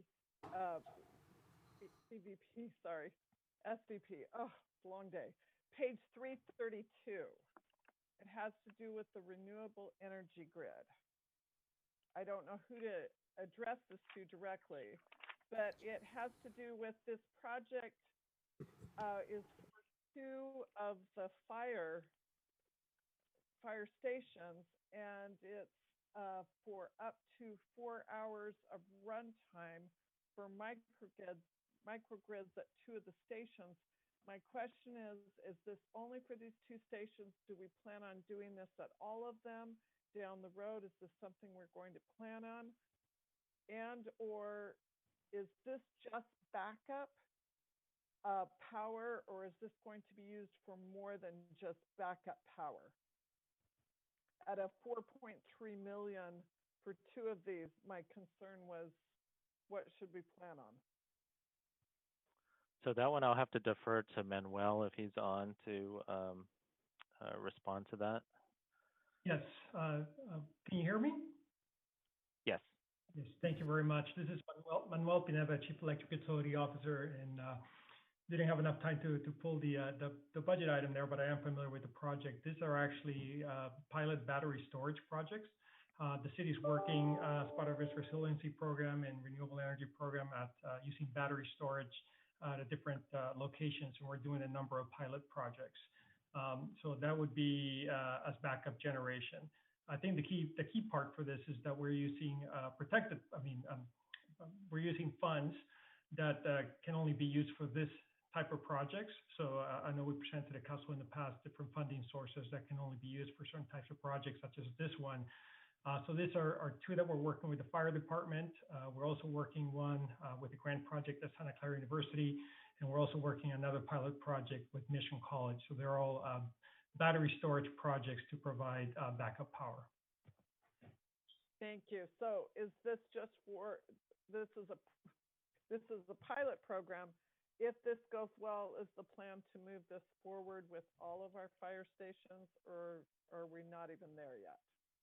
We're not there yet, Councilmember Hardy. That's one of the key things we want to do. We're doing as part of the pilot projects is looking at what the cost recovery would be, the way we implement those projects, what the life expectancy of the projects would be, what the return on investment would be. So we're not anticipating any additional fire stations right now, but we do anticipate that battery storage will continue in the future as well. But right now we're focused on the fire station, the Mission College project, and the Santa Clara University project, which are all similar. Thank you. I appreciate the clarification. Thank you, Councilmember O'Neill. So, sorry. That's okay. So Mayor and Councilmember Hardy, this is Jeremy Ray, Deputy Fire Chief. Okay, go ahead, Jeremy. Go ahead. I was just going to add one thing, and that is that the Fire Station 2 Training Center property was chosen specifically because it's on the same electrical grid as the Emergency Operations Center. So in using that as a pilot project, we not only are supplying a fire station with backup battery power, but also the Emergency Operations Center for the whole city. And then moving forward, we would also be determining what other fire stations we might want to explore microgrid technology on based on what other city facilities are on the same grid. So in other words, if we can identify a facility like the senior center or the youth center that is potentially an evacuation or a shelter-in-place location in an emergency, and there's a fire station that's on the same grid as that facility, we would be able to then have backup not only for the fire station, but for that other facility. So that's what we're working with SVP to look at moving forward. Thank you. All right, thank you for those responses. Councilmember O'Neill? Thank you, Mayor. Ken, my question is of a more general nature. Historically, this has been true of our capital improvement program. There are projects that we have funding that we can do every year, like work on streets and things like that.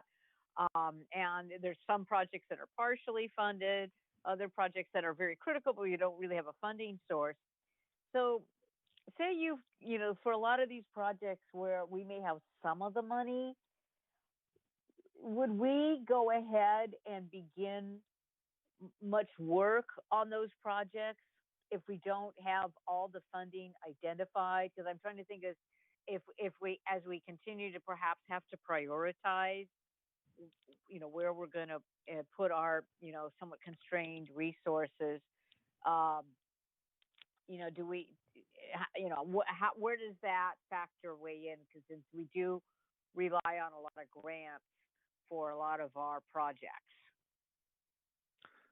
Thank you, Council Member, for the question, and that's a great question. And the projects in the budget before you include all of those different scenarios. It includes funded projects. It includes projects where there's only funding for either modest improvements or a study. And some of those examples include our standby generators and our parking lot improvements, where there's insufficient funding at the moment to really address the full need. And so that includes a study of the need and also some modest improvements. And then there are projects like our pavement maintenance program that are funded primarily through other funds, gas tax funds, SB1 and Measure B, where we have included the dollars necessary to do maintenance for streets, but if it's not enough to maintain our current pavement condition index at its current level. And so when we looked at that with the Public Works Department, there's an additional $9 million on an annual basis that would be needed for pavement. And so the budget does include a combination of those scenarios based on what staff presented, and weeding through the budget with the available funding sources, what was a priority in terms of what we could afford with the dollars that we have. Do we have much flexibility? Like you mentioned the pavement situation. So we could either do, and I realize what you're saying about maintaining our current level on the PCI. If we decide, if council decides, and I know for some of our residents, this is a very high priority, even improving the PCI, would it even be an option that we could, depending on where the funds come from, but say, okay, we're really going to prioritize pavement, and so we'll take money that maybe was, originally going to, or earmarked for some other type of project so that we can maintain that pavement index? Or, does that thought process enter into it? Like if, I don't want to say rob Peter to pay Paul, but, something like that, if we would look at, what are projects that we would have more of a likelihood to actually either complete or that is viewed as particular high need of by our residents? Yeah, so I believe if, the council does have that option to swap out projects, I would focus on the general fund dollars. So the slides I presented showed the general fund funded projects with pure general fund dollars. That provides the most flexibility to move the dollars around for different priorities. I will say the bulk of the dollars in the budget are restricted in nature by funding source. So for example, SVP dollars have specific restrictions, same with our utilities. Our park and traffic impact fees and our grants, they're for very specific purposes. Now, within those areas, for example, our traffic impact fees and our park impact fees, you could redirect or divert some of the dollars from one park to another, or one traffic improvement to another based on council's priorities. But we are restricted on funding source type, with the general fund being the most flexible to do that. Okay, great. Thank you very much. Thank you. Councilmember Watanabe. Thank you, Mayor, and thank you, Ken, for this presentation. I know it's not an easy presentation, and but we're definitely fortunate to have a great accounting team and city staff. You know, continually looking for ways to explore the options, you know, that are available to the city and to keep us running, and looking at hybrid approaches, which I think is a really great opportunity, you know, in terms of maintaining staff and hopefully keeping, I mean, the goal is to keep potential layoffs as a last resort. We love our staff, but I had a question regarding with the most recent order that came out on June 5th and the openings of, you know, retail restaurants, even though it's 50% in some cases of normal business, I would imagine that there still will be taxes generated as a result, most likely not, I mean, obviously not anywhere near what was being generated before, but do you foresee that will help in any way, or I guess we'll just have to wait until like August or September to see when, you know, the numbers come in from the county and see what kind of taxes being generated? Absolutely. I mean, to the extent we businesses are open and you know, there's tax dollars that are being transacted there, that all those dollars help our budget situation. Unfortunately, for, you know, the level of closure that we're witnessing, you know, today through this, it's you know, difficult to predict what level, especially on the business to business side of things, what level of activity is really occurring until the actual data comes in. And so that we won't have until August.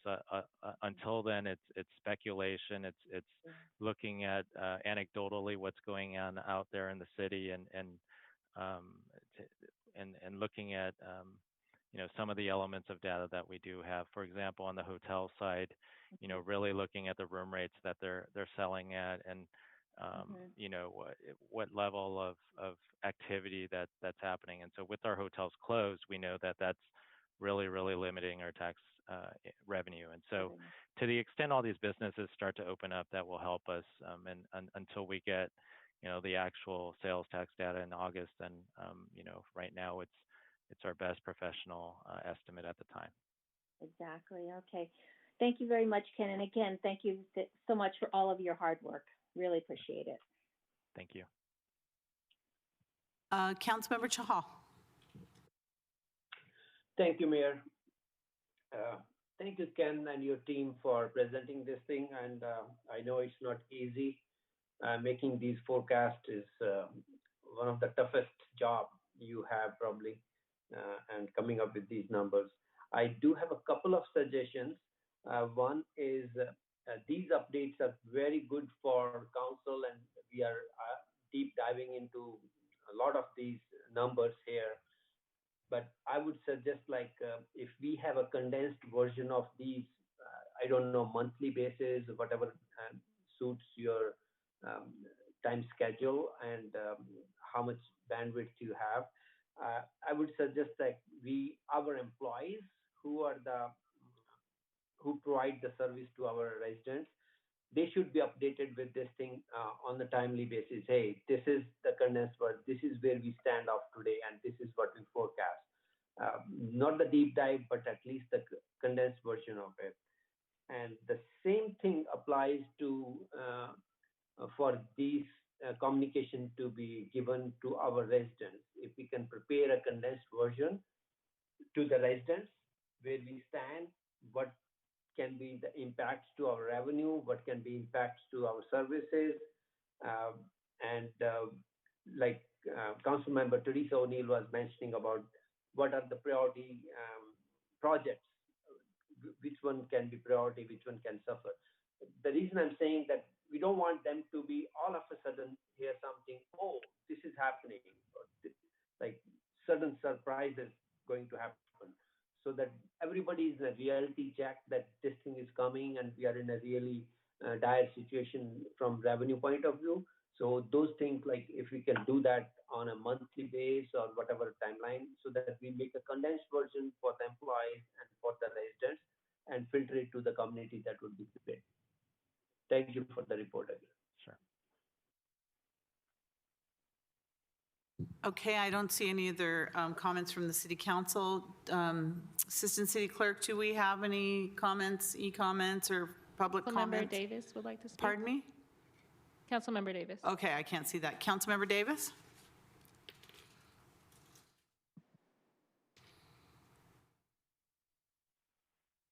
Can you hear me? Yes. Okay, thank you. Ken, I just wanted to thank you for the report, but I also wanted to thank you for the top 10 projects that we would have to look at for, balancing a budget. So mine is short and sweet. I just thank you for giving us what we can or cannot cut and or rearrange in some shape, form, or fashion. So just thank you very much for this, and keep up the good work. We'll see you on the 23rd. Thank you. Thank you. Do we have any other public members? Anyone here in the cafeteria? Nobody? Okay, well, City Manager, do you have any final comments on this before we move on? No, I too want to thank Ken, and we'll be back on the 23rd to continue the conversation. I also just want to mention that we have had 2 town hall meetings with employees, and we had over 700 people attend virtually, as well as we do produce a budget and brief once the council adopts the budget, and we push it out through the community, and it's a short version of the budget, easy to understand for the public. Thank you. I was on one of those calls that you had, one of the meetings with the employees. I think there were several hundred employees on at the time, so it was very helpful. And I know I'll talk about it a little bit later, but we also have our State of the Cities coming up next week over a 3-day period. We will also inform our community once again during those 3 State of the City events. So, okay, moving on. We are moving on now to our consent calendar. All items are approved with one motion unless a member of the council or public would like to pull an item for discussion.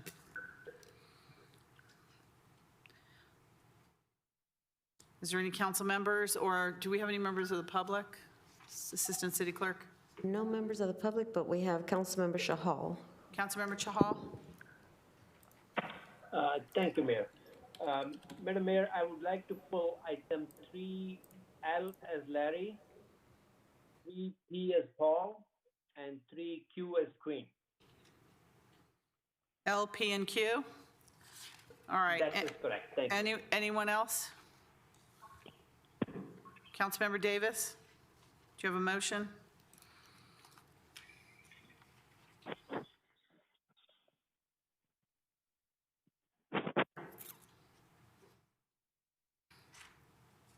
Councilmember Davis? Councilmember Watson? Can you hear me? Yeah, okay, now we can, yes. Okay, well, Simi, I guess she has me, yeah. So, okay, thank you, Simi, for unmuting me. Can I please pull 3F? Just for clarification, I had a question for Public Works, and I would like to make the motion to approve the balance of the consent calendar, please. Second, but I just wanted to let you know, Mayor, that I wanted to pull 3P also. Okay. Three like Peter. Okay, all right, you can speak on that as well. Okay, there's a motion and a second to pull every other item but 3F, 3L, 3P, and 3Q. Okay, we have a motion second. We don't have any other discussion. City Clerk, Assistant City Clerk, roll call. Vice Mayor Hardy. Yes. Councilmember O'Neill. Yes. Councilmember Davis. Yes. Councilmember Watanabe. Yes. Councilmember Shahal. Yes. And Mayor Gilmore. Okay, yes. And that passes unanimously. Thank you. Okay, moving on, we're going to public presentations. Do we have any public presentations on any items that are not on the agenda? I have nothing. Nothing? Simrat, nothing? Nobody's here? Nothing? Okay. All right, so now we're going to move to consent items pulled for discussion.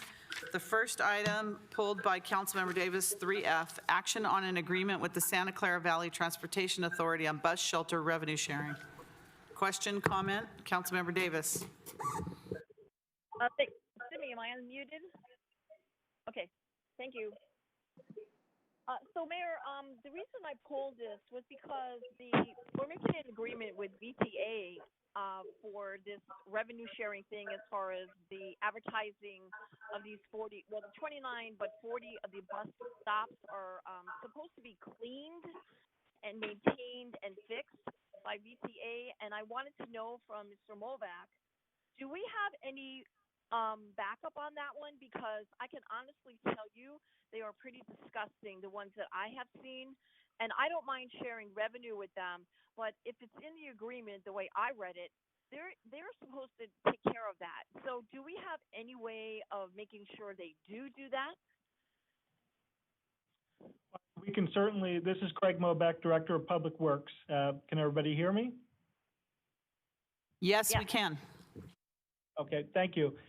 In terms of, the VTA's responsibilities, I mean, if there's a concern over those, we can definitely reach out to them and discuss that with them as well as our concerns.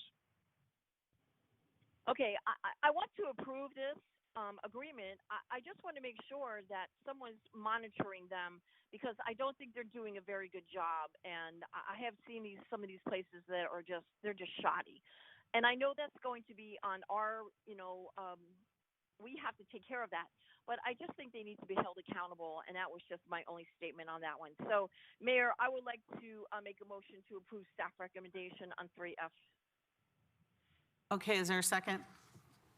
I'll second it, and I just wanted to make a comment. I think actually that, VTA doesn't need to put pressure, but I think it's actually Clear Channel that's supposed to be maintaining those, but certainly VTA, since they own the relationship with Clear Channel, they should be talking to Clear Channel. I think in the past, they've been pretty well maintained. I just think in the last few months, maybe things have gone downhill. Thank you, Councilmember O'Neill, for clarifying the relationship between the VTA and Clear Channel on those as well. All right, so we have a motion second. Any other discussion on this item or any member of the public want to speak on this? Okay, roll call vote, please.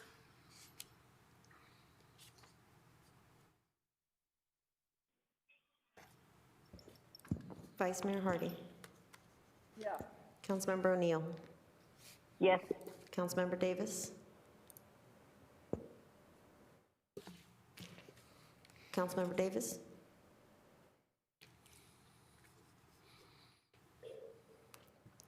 Councilmember Watanabe. Yes. Councilmember Shahal. Yes. Mayor Gilmore. Yes. Councilmember Davis. Yes. Thank you. And that passes unanimously. Thank you. Next, item 3L, action on the Santa Clara Convention Center fiscal year 2019-20 third quarter financial status report was pulled by Councilmember Chahal. You have questions, comments? Councilmember Chahal. Thank you, Mayor. Yeah, I have some questions and clarifications. If we go to the page 5 of the report out of the 15 pages, I want a clarification like our audiovisual expenses are higher than what we expected. I want to find out why is that despite we have a translated activity in the convention center. So why our audiovisual expenses are higher than what we were expecting? Councilmember Shahal, I didn't hear the last part of your questions where you asked about the prices being higher than usual because? Because of the lesser activity, we didn't had the whole of March, we didn't had any activity even before that. So how come our audiovisual expenses are higher than what we expected? Oh, gosh.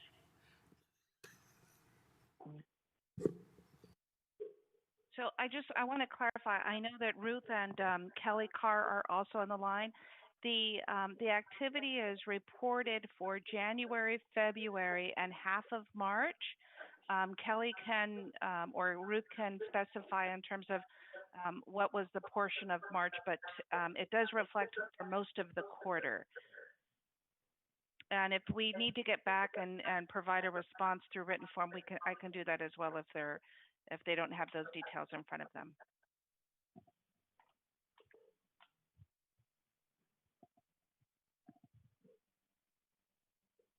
All right.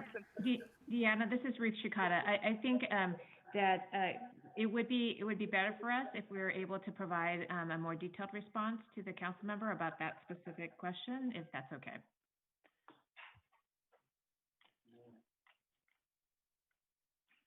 That's fine. Council, if you're fine with that, we'll follow up via email or information memo. All right, any other questions on this, Councilmember Chahal? Raj? Is he still on? Your mic's on. You're muted, Raj? Councilmember Chahal? Unmute. Okay, there you go. Can you hear me? Yes, now we can. Thank you. Do you have some more questions on that? Yes, I do. Thank you, Mayor. Same question regarding the food and beverages. Like we had projected 1.04 and we have 1.390 actual expenses. Are these expenses for our community meals we are doing for our seniors as well as for our students? Is that the reason these are high expenses on that?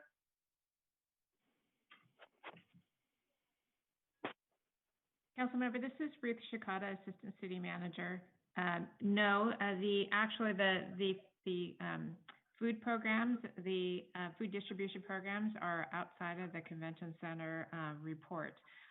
They're being taken care of separately. And so that the numbers that are reflected in the report, again, are for the activities that took place in January, February, and half of March. And when you compare it against the budget, the comparison is a little different because the budget was set up at a time that there was a different F&B provider, so that the base budget was prepared at the time that Aramark was still the food and beverage provider, and then we've had two transitions since that time. So Ovations took over from July 1 through December, and then Levy took over from January 1. So that's why the overall budget is that it's difficult to compare the revenues from the budget side and the actuals. Oh, okay. They run it differently. Okay, so basically the current budget numbers we have, those are not accurate because of the transition, basically. They are different. It's not comparing apples and oranges. Okay. Thank you for that. Okay. With that, I make a motion to approve item 3L. Second. Okay, we have a motion and a second. Any other discussion from the council? Any comments from members of the public? Okay, roll call vote, please. Vice Mayor Hardy. Yes. Councilmember O'Neill. Yes. Councilmember Davis.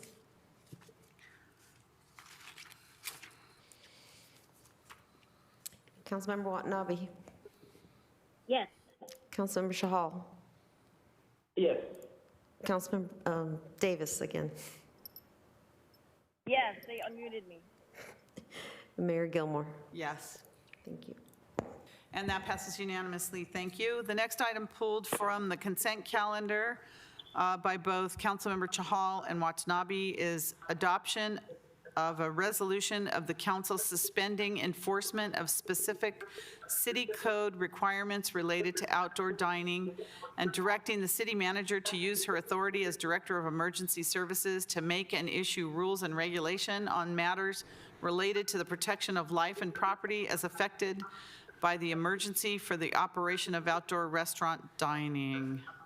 We'll start with Councilmember Chahal. You pulled first. Thank you, Mayor, and appreciate City Manager bringing this thing. I know our last meeting we requested this one, as well as a lot of our restaurant businesses had requested for making some temporary amendments to outside seating. And only reason I pulled this one is I appreciate the proactive action. And if staff can give us some briefings so that all the restaurant people understand what we are trying to do, that would be great. Like some briefing from the perspective of our restaurant businesses, that would be great on this topic. Okay, thank you. Before we do that, Councilmember Watanabe, do you want to make your comments? So maybe when staff gives their report, you can incorporate all the questions or comments. Councilmember Watanabe. Yes, thank you, Mayor. And I just basically had a comment. And I especially wanted to thank the city manager and staff for being so proactive in putting a resolution and a permit together so that these restaurants that have not been able to, just be able to operate at 100% capacity over the last couple of months, now they're able to use outside space. And with the good weather upon us, it's a great time to be able to just help fill up their coffers again. I had brought this up at the last council meeting because I had been approached by several local restaurants and even property management to see how the city and as well as the county would be working towards bringing this about. So I really appreciate the quick action on behalf of our local businesses, because more than anything, we want to support local businesses right now within the city of Santa Clara. And I really appreciate the city manager exercising her authority under the provisions of the declared emergency to suspend the city's enforcement of zoning code regulations in an effort to support these invaluable businesses in our city. So that's all. That was my comment. Thank you very much. Thank you, Councilmember Watanabe. And I had one question that I asked earlier of our city staff, which was at the bottom of the permit application. It says the permit application, after you fill it out, must be reviewed by the following city departments. And it had a list of building, fire, and public works, and any other department that staff may want approval of it. And it said that the applicant may contact the staff directly of each of those departments. So I asked the city staff if that was true, if we could look into more a streamlined version of that, where the applicant wouldn't have to be contacting each department, where it could somehow flow through our permit process a little smoother than that. So with all of our comments and questions, City Manager? Or whoever's taking this. That's right. We will follow up on the request to improve our streamlining on this permit, and I'll ask Andrew just to provide a verbal summary of the action that we're requesting. Thank you. Thank you, Mayor, members of the City Council. This is Andrew Crabtree, a Director of Community Development. So as the council and the community are well aware, the COVID-19 pandemic and the resulting county shelter-in-place order have had an adverse effect on local businesses, including restaurants and dining establishments. In particular, for the past 2 months, they've been limited, for the most part, to just takeout service. And so as of last Friday, June 5th, the county's shelter-in-place order was revised to allow outdoor dining to resume or to be started at the restaurants throughout the community. However, there are requirements in the city's zoning ordinance that would also be a barrier to that, particularly in the short term. Most of that is a process related. The city generally requires a conditional use permit in many locations for outdoor dining, which can be a 2 to 3 month process normally and costs a few $1,000s. So to really be responsive to the needs of the community, we brought forward this item and at the council's request. And as stated in the title, this is direction to the city manager to use her authority as Director of Emergency Services to create some rules and regulations for outdoor dining and to suspend enforcement of the city's zoning code ordinance that would otherwise require the use permit. just as an example, some of those rules and regulations that still need to be in effect are maintaining a safe building egress from a fire code, building code standpoint, making sure if the outdoor dining takes use of sidewalks, that there's still a path of travel, handicap accessible path of travel. We are granting some allowances that some of the parking that would normally be required can be converted over to outdoor dining area up to 50% is the proposal here, so that there is space for the restaurants to set up an outdoor dining area. The process is intended to just really be a checklist to verify that the business understands what the requirements are and is operating according to those. It's free. No fee is being proposed.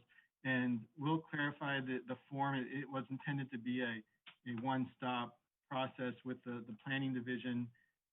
There's sort of some standard language that we have on our permit forms that says, the applicants are free to contact people, but we'll clarify that, and it is intended that it just be a simple process through one part of the city. And with that, I'm available to answer any other questions you might have. Thank you, Director Crabtree. Are there any questions on his comments there? If not, we'd like to get this going. Is there a motion for approval? A motion to approve. Second. Okay, we have a motion and a second. Is there any discussion, any more from the council or any member of the public? All right, roll call vote, please. Vice Mayor Hardy. Yes. Councilmember O'Neill. Yes. Councilmember Davis.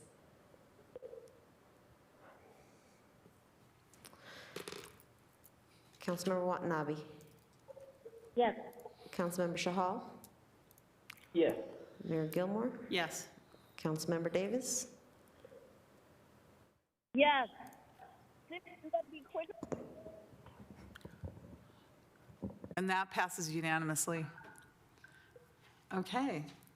Next, we have item 3Q, action on an agreement for services with Bill Wilson Center for administration of the city's emergency rental assistance program and approval of related budget amendment. And Councilmember Chahal, you pulled this item for questions or comments? Thank you, Mayor. Yes, no questions, but just for the community knowledge, I pulled this item, and the comments are like, we are really happy that we got almost $1.5 million for rent assistance to our community. And I would like the staff to give a report so that community is aware of that this program is coming and they can make use of the rental assistance program, special rental assistance program during these tough times. Okay, does staff, I think it's 1.3. Does staff want to, I don't know if This is Jonathan? Andrew or Jonathan. Good evening, Mayor and Council. This is Good Jonathan evening. Beach, Housing Division Manager. Hear me okay? Yes, we can. Thank you, Jonathan. Great. So yeah, tonight we're excited to present the Bill Wilson Agreement for administration of our emergency rent program. The city's emergency rent program will assist low-income households that are at or below 60% of the area median income, with rent assistance paying for arrears that have accumulated due to the COVID-19. After our eviction moratorium ends, we know that many households will have significant rent arrears, and so ultimately we wanted to create a program to help Santa Clara families avoid homelessness. The city anticipates assisting approximately 200 households, and additionally, these funds will help many of our city's landlords. We're currently working closely with IT to finalize the application form, and that form will be posted to the city website early next week. If you go to the city's main webpage, under the Services tab, you'll see a section titled Housing and Community Services, and the application form and program guidelines will be listed under Renter Resources. It's not available on the website just yet, but check back early next week for that information. We'll also be sharing that link on social media and through the city manager's blog over the next week. The application window will be open next Monday or Tuesday, and then will be available for 2 weeks until June 30th. Once the application window closes, the city will randomize the applications, and Bill Wilson will start working to verify eligibility and provide funding to eligible applicants subject to available funding. That concludes my summary, and I'm available to answer any questions. Okay, are there any questions for Director Veach? Thank you. Thank you very much, Director Beach, and appreciate the process. And so this is not on first come first basis. Basically, it's random. After we get all the applications, it will be a random selection, right?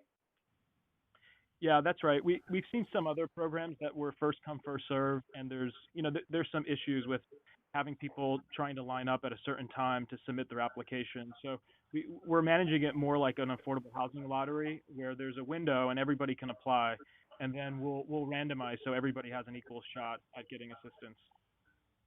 Okay.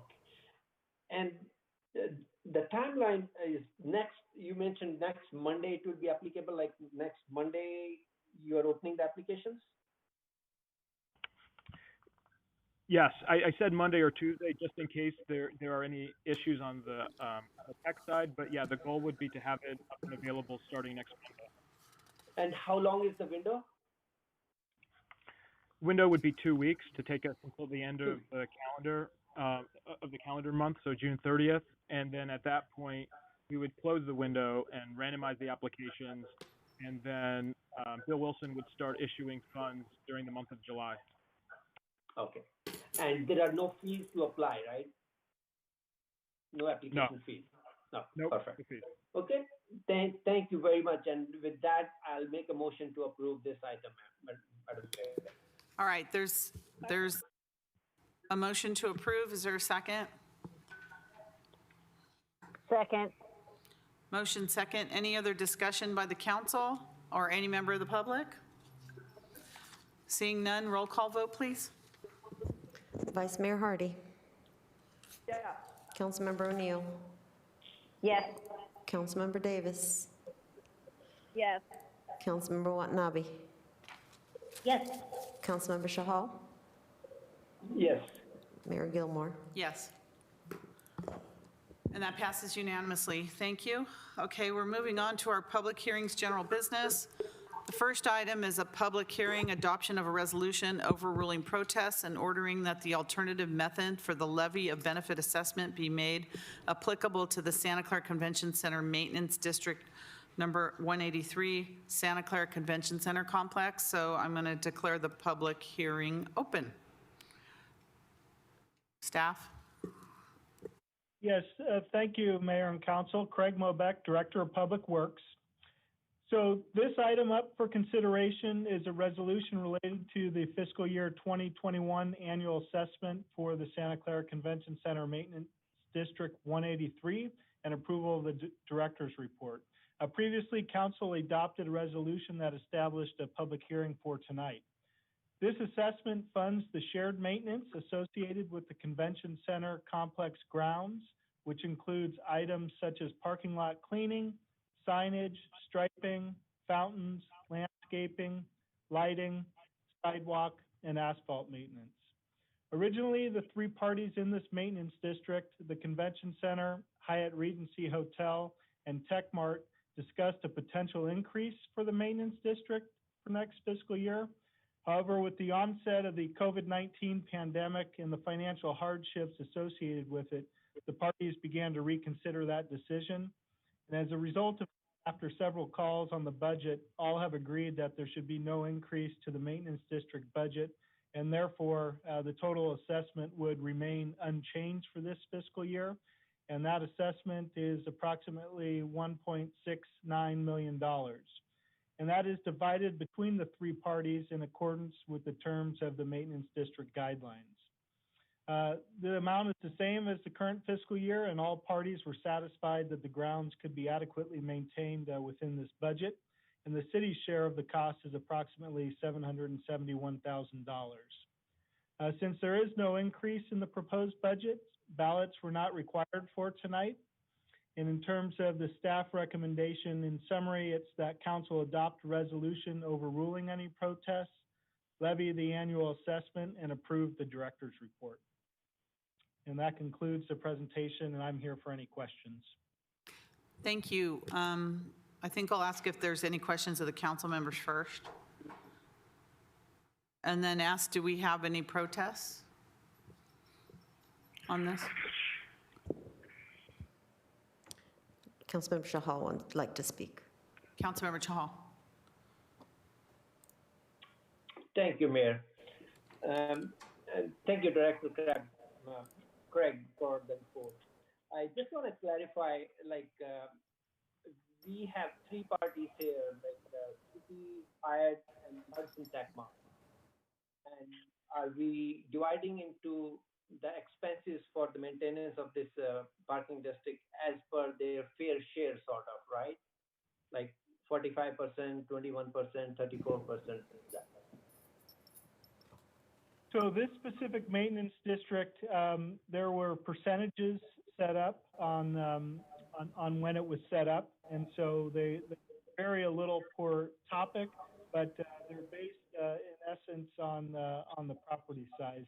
But in the director's report, you can see what those percentages are, and I can read them to you if you'd like. Yeah, no, I'm clear about those, but what I'm saying is this, basically it's based on the fair share of usage as per the parcel size, and that's how it is being divided among the three parties. Yeah, there's a number of factors that went into it because each subject area has a different percent breakup by usage and things like that. It's my understanding we're part of that discussion when this maintenance district was created. Okay, thank you for the clarification. Councilmember Davis. Thank you, Mayor. I wanted to make the motion to close the public hearing, and then when you're ready to make the motion to approve staff recommendation. Second.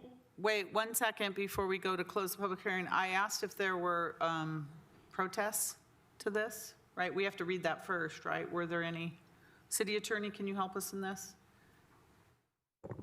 So I can Craig. help out. So yeah, the three parties, there are no ballots for tonight because we're not increasing it.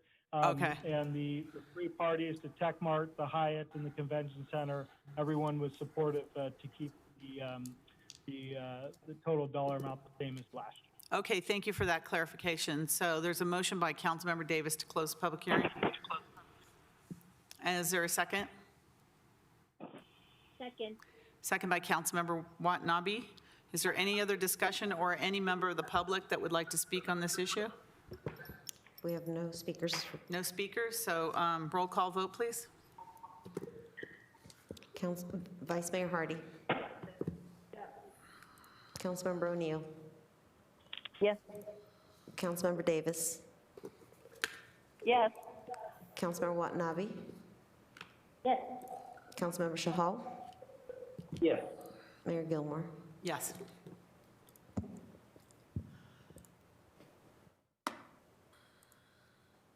And that passes unanimously. Thank you. The next item we have is... Mayor Gilmore. We Yes. need to approve the resolution. That was to close. Thank you very much. Now we've...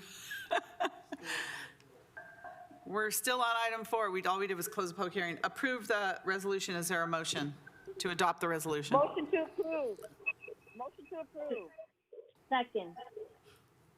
Okay, we have a motion and a second. Any discussion on the motion? Okay, no public input. Any public input? All right. Roll call vote, please. Vice Mayor Hardy. Yes. Councilmember O'Neill. Yes. Councilmember Davis. Yes. Councilmember Watanabe. Yes. Councilmember Shahal. Yes. Mayor Gilmore. Yes. And that passes unanimously. Thank you for both of those. All right. Next item is a public hearing, adoption of a resolution overruling protests and ordering that the alternative method for the levy of benefit assessment be made applicable to the City of Santa Clara Parking Maintenance District Number 122, Franklin Square. I will be stepping away and abstaining from this item since my office is in, which I still call the Franklin Mall, They call it the Franklin Square. So I'm going to ask Vice Mayor Hardy if she could please conduct this public hearing, and I'll be back when it's over. Thank you. No worries.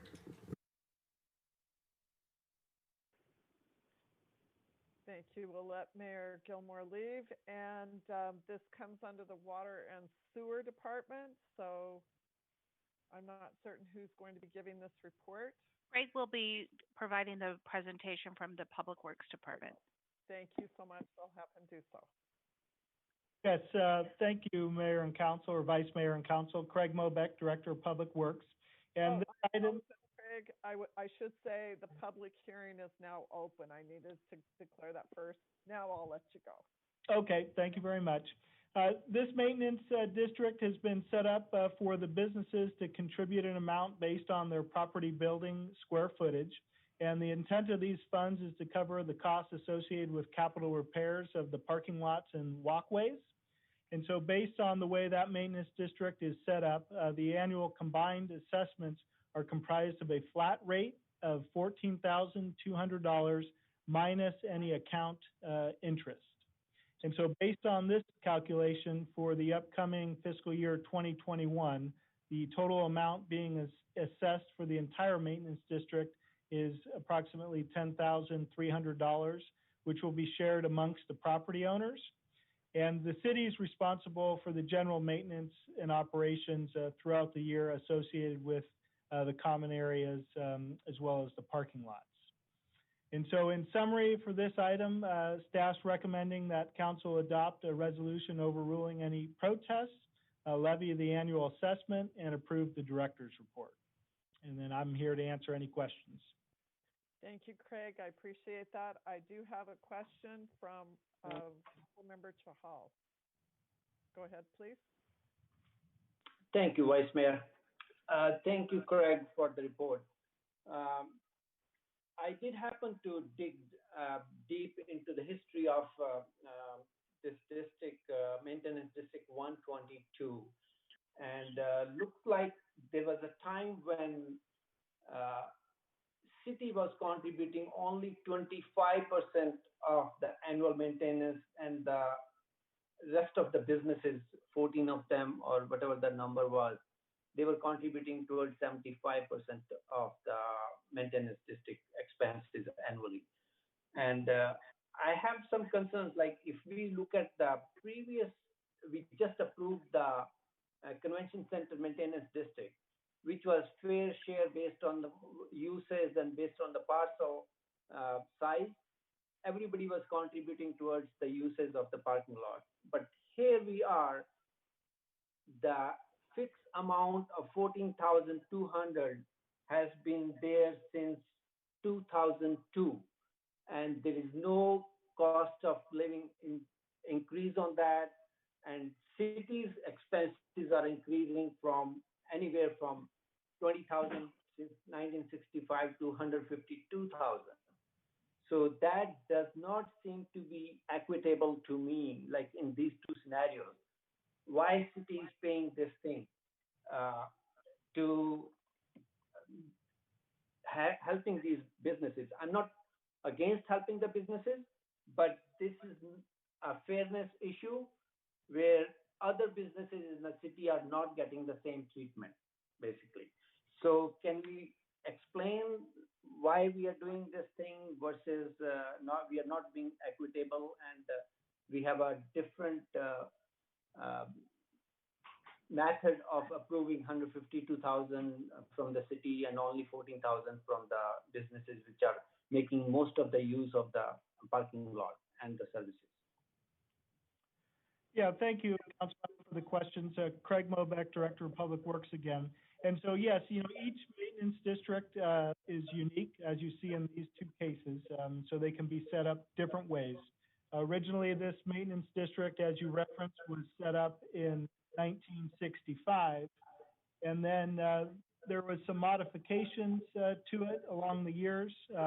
At one time, I believe they liquidated the money that was in the maintenance district, and that's when they established a new allocation of the 25%, 75% And that was in 1996. And then, as you referenced, in 2002, there was a study, there was a council committee that was formed, and they went and analyzed this parking maintenance district. There was engagement with the property owners in the Franklin Square.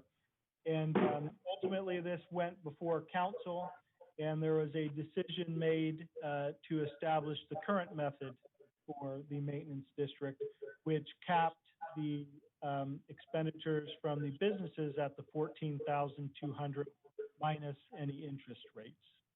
So that's the way that the council elected to move forward, and that's the way the maintenance district was set up.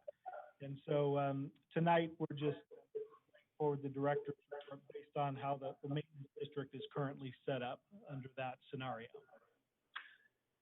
So, as mentioned earlier, Director Craig, how can we fix this? Like cities, like we know our budget is we are going in red right now, and if we keep contributing 152,000, and which is not equitable to other businesses in the scenario, how can we fix that the businesses do contribute equitably for the maintenance district, not just the amount of 14,200 which has been going on since 2002? How can we fix that? Well, I think if it was council's desire to revisit that, the maintenance district, like in the past, that was the desire. They set up the council committee that engaged the businesses out there to discuss how it was the maintenance district was carried out, and then to come up with some options that ultimately went back to council. So that would be something I think that would be separate from tonight, since we already have the maintenance district guidelines are under the current scenario. I think if you wanted to look at the future, I think that would be ultimately be a council discussion and decision if they want to move forward with looking at that maintenance district. Thank you, Craig. I think based on the question, that should come from City Manager Santana. Yes, and what for purpose of transparency and disclosure, if that's a direction that the council would want to take, it should be appropriately noticed on the agenda for the council to deliberate on the policy nature and the structure, as well as any, and then we could present a plan in terms of how an action like this would be put into place.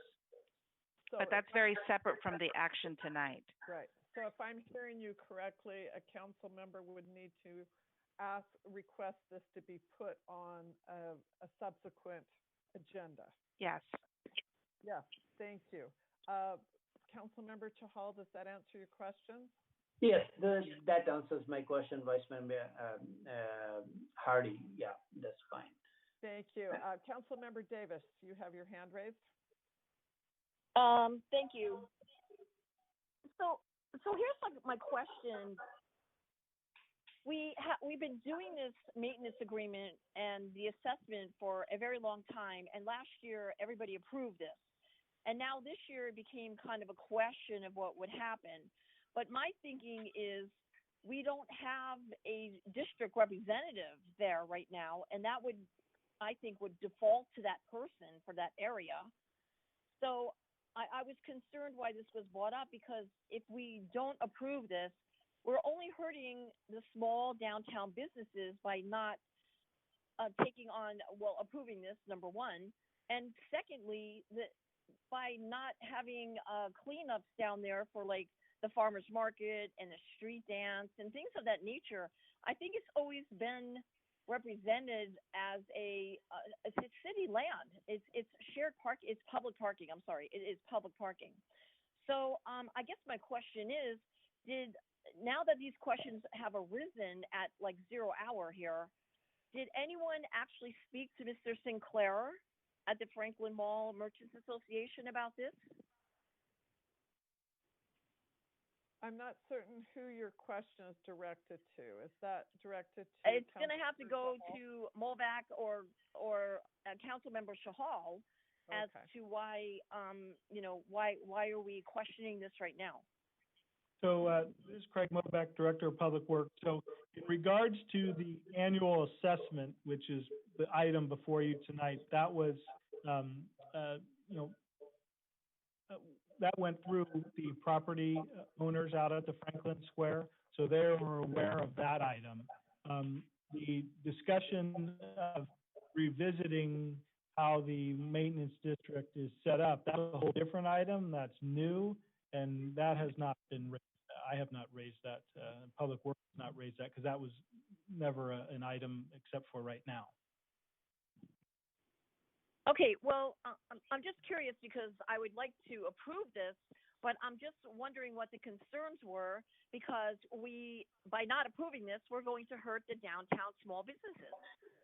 So that's why I'm wondering, like, why is this brought up now at the 11th hour? So, I would rather wait until I would like to approve this and wait and have the discussion at a later time when there is a district representative in District 5 to, carry the water on this one, because that's a responsibility that they would have. Thank you, Councilmember Davis. Councilmember O'Neill, you have your hand raised. Thank you, Vice Mayor. So I guess my comment is that, in the past, Santa Clara has done some interesting things, and this is just one of the examples. And I think this was, it was interesting to read all the reports that came through. And if you read the minutes of the meeting,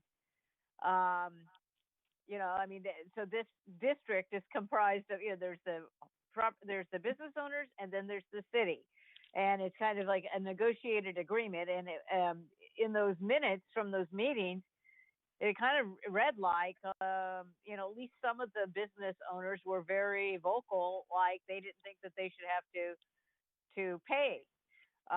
So, whether particularly, I think, I understand the sensitivity now that we are in such a difficult time financially. And I'm sure that the property owners would say that they're in a difficult time. But so, my thought would be that we, at this point, we need to get the money that we can get and go ahead and approve this. And then, perhaps if we want to re-examine this, and as I said, it sounded like it was driven by requests from the property owners at the time. But if the council thinks that it's time to renegotiate the agreement, that, then I think we would have to maybe perhaps agendize this and then decide whether we want that at that time. But, like I said, it kind of just reflects some of the,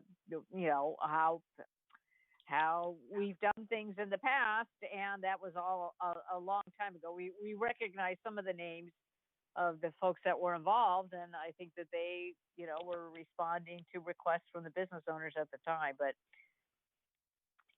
as I said, we're in everyone's in a different position financially. And perhaps next year we could come up with something that's more equitable. I'm sure the property owners would say that they think that what's going on now is equitable. Okay. But, but maybe there can be, a committee or something that could have that discussion with them. Thank you. Councilmember Watanabe, please. Yes, thank you. I wanted to just talk about the reports that were generated, I guess, as a result of questions being posed by some council members inquiring how this maintenance district was established and how it was proportionately the maintenance is proportionately assessed between the business owners. Based on what the previous maintenance district agreement that we just voted on, it's the same scenario. And we had land that is owned by the city. Same thing again. This land is owned by the city. The city has the biggest responsibility of all of the interested property owners in the Franklin Square area. And based on the reading that I did in last week's or the previous meetings, reports, and what was shared with by staff with the council today, it is fairly. It looks like there is an equation that's used to determine how much of the land each property owner uses. And it's a fair amount based on that equation. It also protects the property owners in the downtown. I mean, we're trying to salvage and bring back the downtown right now. We are not looking to lose business owners. We are not looking to lose the downtown businesses that have been there, some of them for many, many years. So I agree with Councilmember Davis and Councilmember O'Neill that if there is a concern, it seems like in the past the committee was formed of council members and getting input from the community, especially the business owners, and who this will affect more than anybody else, and sit down and talk about it. And I think the best time to talk about that is when we have a district representative in District 5 that can focus on this and take it on and just get everybody's input. This is not something that we can decide now because it's been established, and we have the time that we can set up, again, when we have a district representative, to be able to set up a committee and explore what changes need to be made in terms of fairness, or just leave it as it is. But the important thing to remember is this is city-owned land, and there are businesses there that we need to protect as well. We want them to stay there. Thank you. Councilmember, thank you. Councilmember Chahal, you had a response? Thank you. Thank you, Vice Mayor. Yes, I do have a response. My colleagues mentioned that this is a city land and that it's an equitable comparison between convention center agreement and this agreement, which I do not agree. In case of convention center agreement, which is more equitable, Hyatt and Techmart are paying almost 55% of the expenses for the uses, whereas in this case, we are paying 90% of the expenses and there is no uses. In case of convention center agreement, the city is using the parking as a convention center of city's convention center. And that's why we are paying 45% of the maintenance charges. In this scenario, city itself is not using any, and we are paying 90%, more than 90% of the maintenance charges. So that's one difference. And as Councilmember Teresa O'Neill mentioned, there have been strange things done in the past, and there is time when it comes to review those, keeping in view where our budget is right now, keeping in view how much deficit we are in right now. 152,000 can be equivalent to one full-time employee, basically. And I'm not against businesses, but what I'm saying is, let's make it equitable. What happens tomorrow, the Santa Clara Square, Target says, hey, city, can you maintain my parking lot? Although we don't own it, here we own the property, we maintain it for somebody else uses. Whereas in case of, if the city maintain the parking lot for Target, we will never do it because it is a maintenance responsibility because the usage is being done by the businesses. So I'm trying to come up with an equitable contract so that we do not end up, city does not end up paying huge amount of charges for maintenance. And 14,200, which we are paying since 2002, we do not even have a clause of COLA, any increase in the.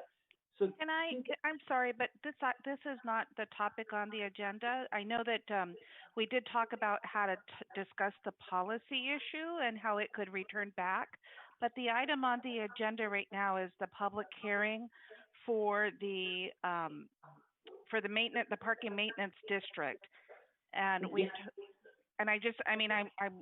the larger discussion about the policy is not what's at issue and on the agenda. This is a public hearing for approval or disapproval of the parking maintenance district. City manager, I'm just responding to my colleague's question. they raised that issue, why this issue is being raised right now. And that's the reason because there are two items which are going hand in hand, almost the same situation, but have a different results of that. So I'm okay with that. I agree with Councilmember Teresa O'Neill's suggestion. Let's pass this one, but come up with a plan down the line to review this process and bring up with an agenda. And I'm okay with as long as we can do it later on when we have a representative for District 5 on the council. That's fine. Sounds like it will be a robust discussion. Yep. Thank you, Member. Councilmember Hall, and I will point out that we have not only the possibility of putting things on agenda, but we also have this can be a campaign issue, and there may be people that want to run that will be listening to this. Yes. Member Davis, do you have something based on the recommendation before us? Well, I want to thank the city manager to reel this back in, because the item here is to approve the staff recommendation, and yes, that's why I questioned what was brought up. But I would like to make a motion to close public hearing and then a motion to approve the staff recommendation. Vice Mayor Hardy? I would like to, first off, I have Councilmember O'Neill's hand is up. Can you hang on to that just for a minute? Okay. Sure. Councilmember O'Neill, did you have another question? Yes, I just want to make sure. I wanted to make clear. I do recognize the differences in the situation, but right now, I just want to say, based on the timing, I just want to get this, because of the process that would have to happen, is get this action done. I just wanted to make sure it makes clear that I realize that these situations are different, and that's part of the situation. And one of the things that we've been doing in Santa Clara a lot in the last few years is going back and re-examining agreements that have been in place a very long time, like with the convention center, with the Visitors Bureau, lots of different things. Our garbage contracts. So we've been doing a lot of hard work to go through all those contracts, and this may be the next one on the list. Thank you. Vice Mayor Hardy? Yes, I appreciate that as a long term.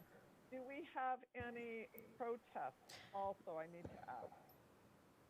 Assistant City Clerk? We've not received any protests, but I have City Attorney Doyle who would like to make a comment, and I have an e-comment that was received as well. Thank you, Vice Mayor. No, I just wanted to mention, because there was a little bit of a little bit of confusion, I think. Councilmember O'Neill mentioned something like renegotiating an agreement. There's no agreement here. This is just simply a maintenance district. And actually, that is one of the big differences between this district and the convention center situation. The convention center situation has a series of very entangled, spaghetti-like obligations back and forth, the different properties, and lots of different agreements, including a ground lease, and now we have CC&Rs. So that's quite a different situation than this particular situation. And I just wanted to offer, for the council's sake, I know it's $100 and something thousand that the city's paying here, but I as someone who has been involved in outreach, numerous, granted it was for the charter amendment, but you can spend an awful lot of money on city staff time exploring something that may well exceed the value of what you might save by changing the formula. Just parenthetically offering something in that regard. Thank you. Thank you, Council. I appreciate that. And you had a comment from a public member, please? Yes. Let's see. The comment is from Suds Jane. It reads, while I recognize Franklin Square as a great community asset, I'm uncomfortable with the heavy subsidy from city general funds to maintain parking lots, sidewalks, landscaping, and fountains. It seems that the assessment on property owners is only 1/15 of what the city pays to maintain Franklin Square. I don't think that the city pays anything to maintain parking lots, sidewalks, and fountains at Mervyn's Plaza. Given the impeding budget deficits, I don't like the $152,000 subsidy. End of comment. Davis, you wanted to make a motion then? I ask you to I would hold like off. to make the motion to close public hearing. Thank you. Do I have a second? Second. Thank you. I have a second from Councilmember Watanabe. Assistant City Clerk, can we have a roll call vote? Vice Mayor Hardy. Yes. Councilmember O'Neill. Yes. Councilmember Davis. Yes. Councilmember Watanabe. Yes. Councilmember Shahal. Yes. Okay. That passes unanimously. Close the public hearing with a unanimous vote. Do I have a motion to approve or our Okay. recommendation? Yes, I would like to make the motion to approve staff recommendation. Thank you, Councilmember Davis. Do I have a second? Second. Thank you, Councilmember Watanabe. Do we have any more discussion? I will just say that several people have referenced some of the public activities that we have in this area. I personally sincerely hope we can get back to having some of those public activities that have been on hold. And I know that we all feel that way. If there are no other comments, then I will ask for a roll call vote. Vice Mayor Hardy. Yes. Councilmember O'Neill. Yes. Councilmember Davis. Yes. Councilmember Watanabe. Yes. Councilmember Shahal. Yes. Okay.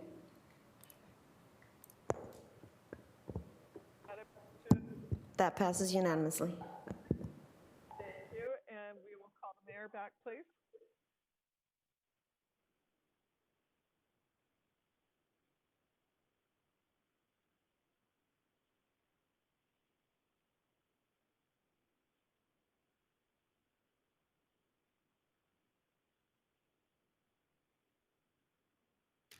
Okay, thank you. The next item on the agenda is reports of members and special committees. Do we have council members? I can't see. Yes. Okay, Councilmember Davis. Thank you. Mayor, I just wanted to let you know that Sister City International NorCal is working on a bell ringing for the 75th anniversary for Hiroshima and Nagasaki bombings, and it will be in August, and I will give you some more details, but it's something that we can do if we're going to be still in that COVID world and not outside, but it will be not only with the American Japanese sister cities that we have, but we're asking everyone to engage, all faiths, anybody that believes in taking peace and being in a peaceful world, they're all invited to do this. So I will get back to you later with all the information, but it should happen around August 5th. Okay, thank you for that. Yes, get us more information as we get closer so that we can participate in that as well. Any other council members? Let's see, Councilmember O'Neill. Yes, thank you, Mayor. So for the last couple of days, I've been spending most of the day doing, you think it's interesting doing these council meetings in this virtual manner. The American Public Power Association had its national conference it's been on Zoom the last couple of days. So it was very interesting to see how they managed having hundreds of people from all over the country logging in and getting into Zoom and then doing breakout sessions. And we actually even did our voting for the business meeting through another e-platform for doing voting. So it was all very interesting, but there's a lot of emphasis, a lot of talk about, where do utilities go from here with, a lot of the changes. And we talked, one of the projects we mentioned was having a microgrid, kind of pilot project, and as people want to, as times become a little uncertain, look at how do we provide more energy security closer to home. So that was one of the topics, and also a lot of discussion about the impacts of artificial intelligence and things like cybersecurity. They had a guy that's from a company that he's like a professional hacker, or they have teams that go in and they break into your systems and they, break into your buildings and they show you how vulnerable you are. So that seems to be a lot of the emphasis, a lot of concerns about security, impacts of artificial intelligence, and like raising the issue that some of the concerns that have come up about even using things like Zoom is if data is routed through like China and things like that. It's just as they're processing data, what can be the possible security impact. So it's been a very interesting experience. Thank you. Thank you. Councilmember Watanabe. Thank you, Mayor. I just wanted to give an update on the airport roundtable. We had a meeting there about a week ago. It was the first meeting we've had since February, and it was a Zoom meeting. And one of the first questions that we needed to focus on was the ability of the roundtable to be able to remain in existence because of the fact that their budget is prepared and approved in June, and based on the COVID and the impact to some of our smaller cities, some of them may not be able to participate, and as a result, that's going to have a big impact on budget. As a matter of fact, the county of Santa Cruz does not believe that they will be able to participate because they're smaller cities and really tourist at the effect of tourism. So we are talking now and working with the congressionals to find out what would be the next step. So it may be that the roundtable takes a hiatus, or it may look to meeting quarterly. So I just wanted to give that update, and because a lot of progress has been made in terms of putting, teams together, legislative teams, technical teams, and a lot of effort has gone into the last year and a half. So we're hoping that maybe if we operate on a quarterly basis, that the cities are able to operate on a quarterly basis, that it'll keep the roundtable in effect until cities are more stabilized. So that's my report. Thank you. Okay, thank you. Any other council members? All right, I just wanted to say, I mentioned it earlier, but next week we are going to have 3 different State of the Cities that we're going to be having virtually here from City Hall. On Wednesday, June 17th at 4 o'clock, we're going to have the State of the City and representatives from District 1 and 2. And so our district council representatives will give a brief update on their districts. I'll give the state of the city, and our city manager will also give the financial impact of what's happening so that our citizens have up-to-date knowledge of what's happening. And then you'll have an opportunity to ask questions of us and your district representatives. So Wednesday is District 1 and 2, June 17th. Thursday is District 3 and 4, June 18th.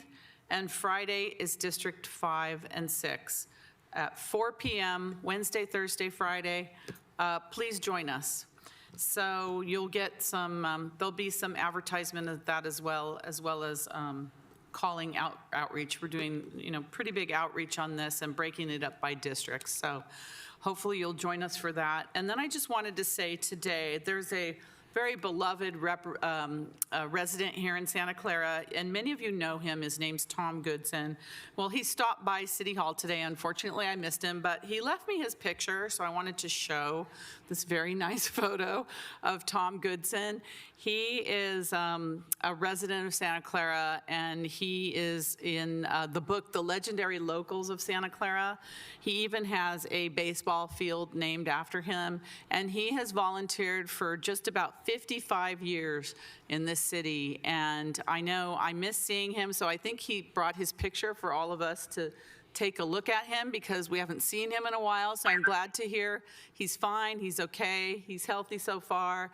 Tom, we love you, we miss you, and thank you so much for the picture. We'll all be able to enjoy it here, and hopefully we'll be able to see you soon. So thank you so much for bringing this by. That's all that I have. So for now, City Manager, the City Manager Executive Director report. I have some good news. This is our first week that the school district is funding the Youth Meals Supplemental Program. If you recall, the Joint City School Committee met in, I believe, early April to discuss future funding for the program, the supplemental food distribution program that the city has established. This week is the formal transfer of the funding of the program over to the school district. And the school district has been able to secure funding for distribution of 400 produce boxes. And so right now, in an environment where everything that counts both for our city budget as well as for our residents, this is a really big step in a good direction. Thank you. Thank you for that. So that leads us to our adjournment. And we have one adjournment this evening in honor of Judy Lockett, lifelong Santa Clara resident. Judy Lockett was born in 1947. Her grandparents, the DiGiulio family, moved from the Tuscany region of Italy to Santa Clara in 1911. Judy grew up in a corner house with her brother Daniel and her parents Henry and Dina Avila. Her cousin was Gloria City, whose family also had a long history here in the city of Santa Clara. And they still have a long history in the city of Santa Clara. Judy and her family were very involved in local community activities over the years and volunteered at the local church events and Portuguese festivals. The family generously gave what they could to help others. Judy had been fighting cancer for over 2 years. She passed away due to a mild heart attack on May 25th, 2020. Even right up until then, she had continued to collect clothing and other items to help those in need, but suspended it during the COVID-19 shelter in place. Judy touched the lives of many and will be missed very much. She is survived by her son and her daughter. So if I could please have a motion to adjourn in her memory. So moved. Second. Motion second to adjourn. City Clerk? Vice Mayor Hardy. Yes. Councilmember O'Neill. Yes. Councilmember Davis. Yes. Councilmember Watanabe. Yes. Councilmember Shahal. Yes. Mayor Gilmore. Yes. And that passes unanimously. Thank you very much, everyone. This meeting is adjourned. Goodbye.